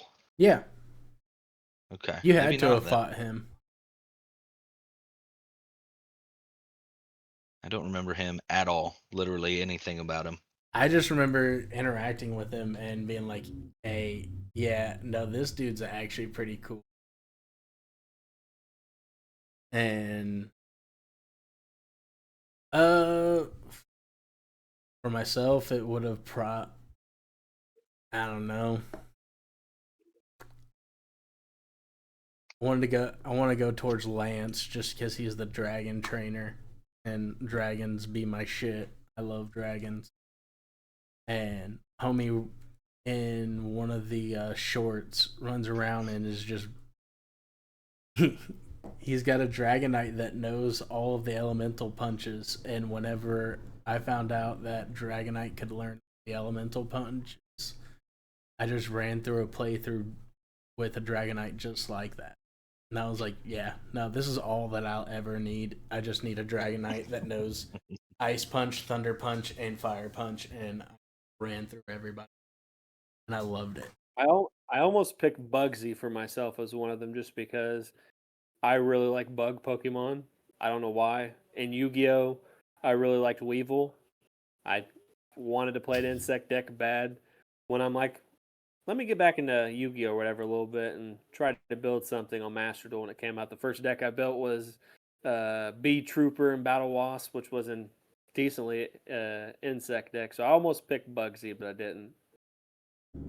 Did you guys also know that Nurse Joy has legendary Pokemon? I did not know that. Yes, random fact I found out as I was doing research for you guys. Nurse Joy, I don't remember which one, but they're all the same to me. Nurse Joy has a Latias. That's cool. Oh, that's actually really dope. Okay. Here's mine for everybody. I'm gonna go with Go boy.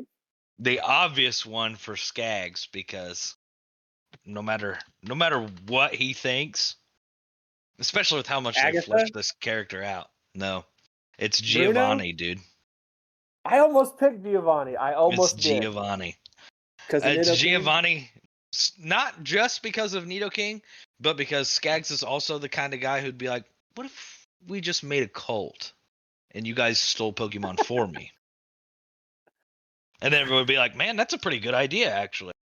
And then they just do it. So I almost picked Giovanni for him too. Damn it. Giovanni for Skaggs, and I also think, contrary to everybody's belief, like Giovanni does care about Pokemon being strong, but you hardly ever. I think the only Pokemon we truthfully see Giovanni mistreat is Mewtwo, and Mewtwo is really he. I don't think.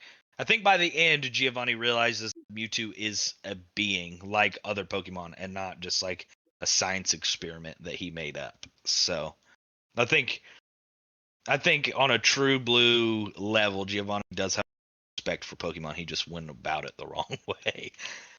Yeah, because he never mistreats his own, and like if you ever there was a mission in the Pokemon EX game that like at the end of it, once you beat Giovanni's secret mission or whatever, he's like, no, he's like, I'm not all that bad. Like I like treat my fucking Nido King very very well. Like he is a very big companion of mine. I love him and shit like that. And I mean, Yep. he's always being real nice to that Persian. Oh, speaking of, because I don't think that I got to. I don't think I've showed this off yet. Speaking of Giovanni and his Nido King, Chris. Oh, Ooh, it's gonna do it. it is. Giovanni's my honorable mention for Skaggs, definitely. Yeah.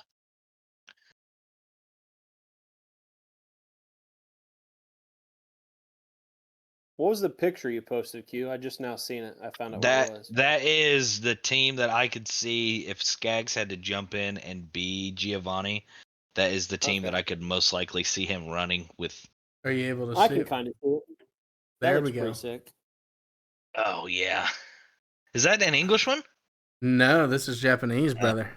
I couldn't read it. Yeah, my honorable mention for Skaggs will definitely be Giovanni. And real quick, my honorable mention for Q will be the gym leader that takes care of the sick Ampharos in Pokemon Gold Crystal, the metal gym leader. Oh yeah. Just because Q always Whitney, I think. No, Whitney's the cry bitch from the he has the Miltank. Can't remember the name of the metal bitch, but Q Whitney's takes care Miltank. of all of his Pokemon. Q's very positive. Yeah, so I would rock the fuck out of that team. By the way, Dude, I saw that team and I was like, yeah, that's probably it. I And love then for I love Gliscor, Garchomp, Rhyperior, Crocodile Man. He's a G. Hippowdon's the not only enough one. love. Hippowdon's the only one where I'm like, I could probably find another ground type. Yeah. And then Chris, this one is yours. This is a character since you haven't played the add-ons, you haven't experienced this guy yet. And I know we said like Elite Four and that kind of thing. They don't really have that anymore, but this guy is like at the end a champion that you end up fighting. Yeah. I mean, a lot of mine weren't for people. Yeah.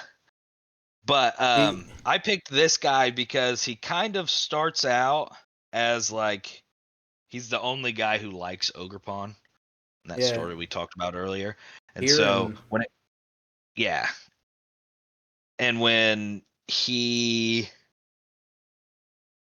find out that Ogerpon is good, he's like, oh well, like Ogerpon's gonna be on my team.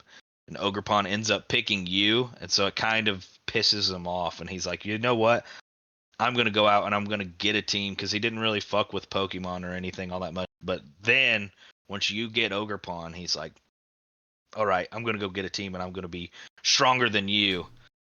And he kind of gets this, because I know you had said you didn't really play a whole lot of Pokemon, or have you played all of the Pokemon up until you started really getting into? I've not. I can't say for sure which ones I play, which ones I haven't. I don't think I played Black or White. Yeah, I played some of Pearl. It you would have to tell me like all of the starters for the particular generation, but Black and White I don't think I played at all. yeah. But he gives off the vibe like he lived in the Pokemon, but was never really like super into it. And then he got this one little competitive spark ignited in him, and he becomes this monster of a battler with a pretty well-rounded team. I felt like the I do Incineroar like and the I do like Hydrapple. Polytoad. I like Polytoad, and I am a Porygon fan. You know me, I like unique and rare things, and Yeah.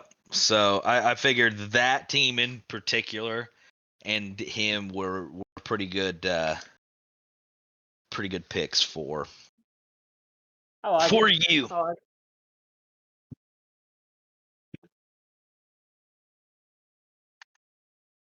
What about Well, yourself? Oh, for me, I went with go for it. Todd. The guy that beats up his Charmander?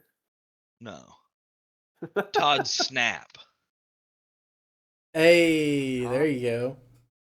The guy who canonically really doesn't have a team and just runs around and takes pictures of other people's Pokemon doing Cool crazy stuff. cool shit. Trying to find that one rare Pokemon and just have a picture of it instead of capturing it.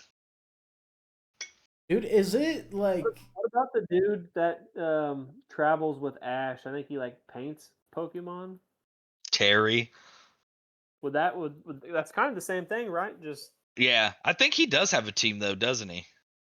I have no idea. I I can't forget remember. what is that his name? Terry? Brock's replacement?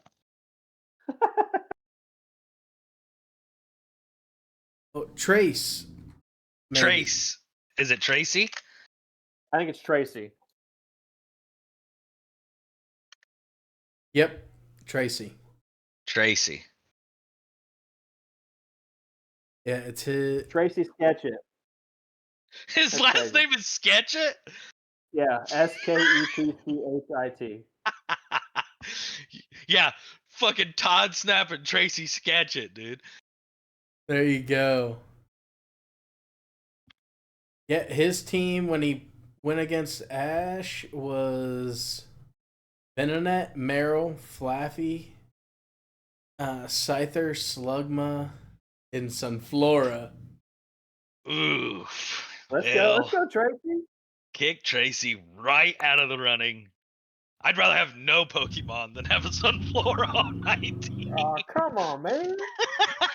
Sunflora has is the weakest fully evolved Pokemon. Did he have a Scyther? Yeah, that's what I said. It's Scyther, Okay. Slugma, Sunflora, Flaffy, Venonat, and Meryl. That's where I think I got a lot of love for Scyther, because I do remember some of those episodes where his Scyther was. We got a lot of exposure to Scyther Oh yeah. through him. I didn't ever really see him in the show. A lot of my exposure was from one of the gym leaders has a Scyther in the second generation, and then the bug catching contest. Do you remember the bug catching contest? I Uh, don't. yeah, I remember it a There, little bit. there's a bug catching contest in second generation. I'm pretty sure it was in all three games, but pretty much if you caught a Pinsir or a Scyther, you essentially won. So Oh. Hmm. I think we all had some good stuff. Like I said, Yeah. I had a whole month, I was and I gonna say literally would watch. you went hard. I literally would watch the whole episode with you guys, and the whole time I was doing research. Okay, next one. Yu-Gi-Oh. Duelist can or do that. card? Let's do both. I can do that.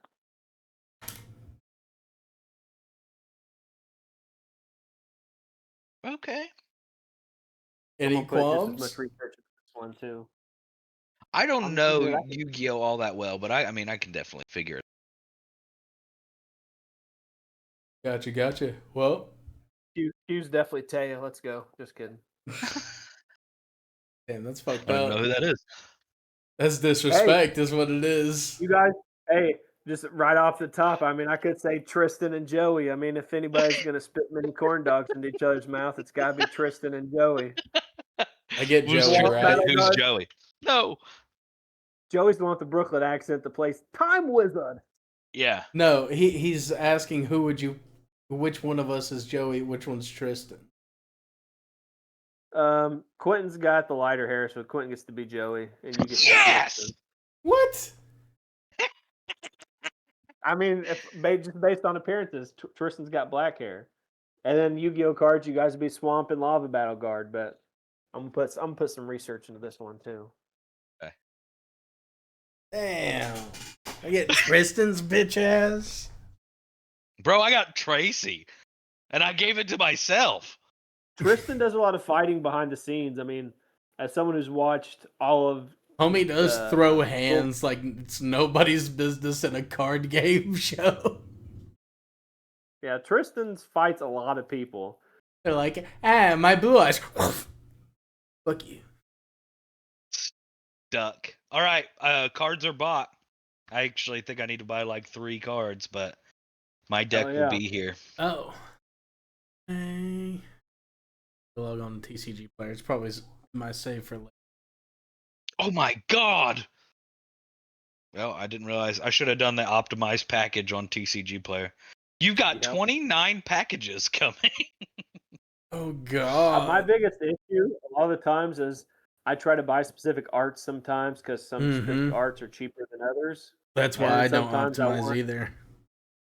Sometimes I want specific foils. Well, you can optimize it, but you got to make sure you and the settings where it says like keep condition, keep printings or whatever. I feel like it never does. Well, you have to click on it. No, it I know. Keeps one selected. No, I know that.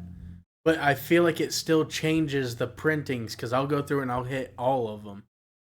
And it still changes the printings and the arts and stuff on. That's weird because it doesn't for me. I just have the habit of not selecting the proper choices and then just click place order and I get, this isn't the fucking shit that I ordered. Yeah. Yeah. On the optimize, it resets that shit.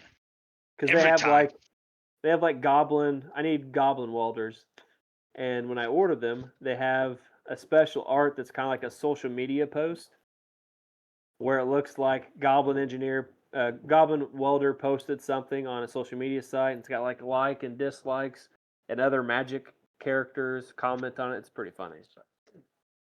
Oh yeah, Brash Taunter and Thrun the Last Troll. Looks like an old ashtray, to be honest. Okay, that's fair enough. So if we can get if you guys get all the cards, play after the next podcast. Yeah, gotta get something figured up in here and record everything. Yeah, we'll make it like happen. I said, the Pokemon thing will definitely be easier in the future, which is why that's probably going to be my choice. Okay. Oh yeah.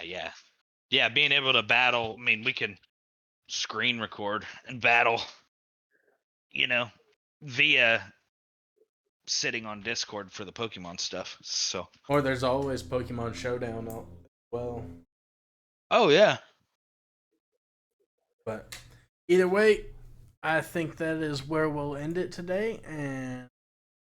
And Dodgy Yeti, Chris Jones, aka C Unit, you, aka Short Round. Hope y'all have a day. See you.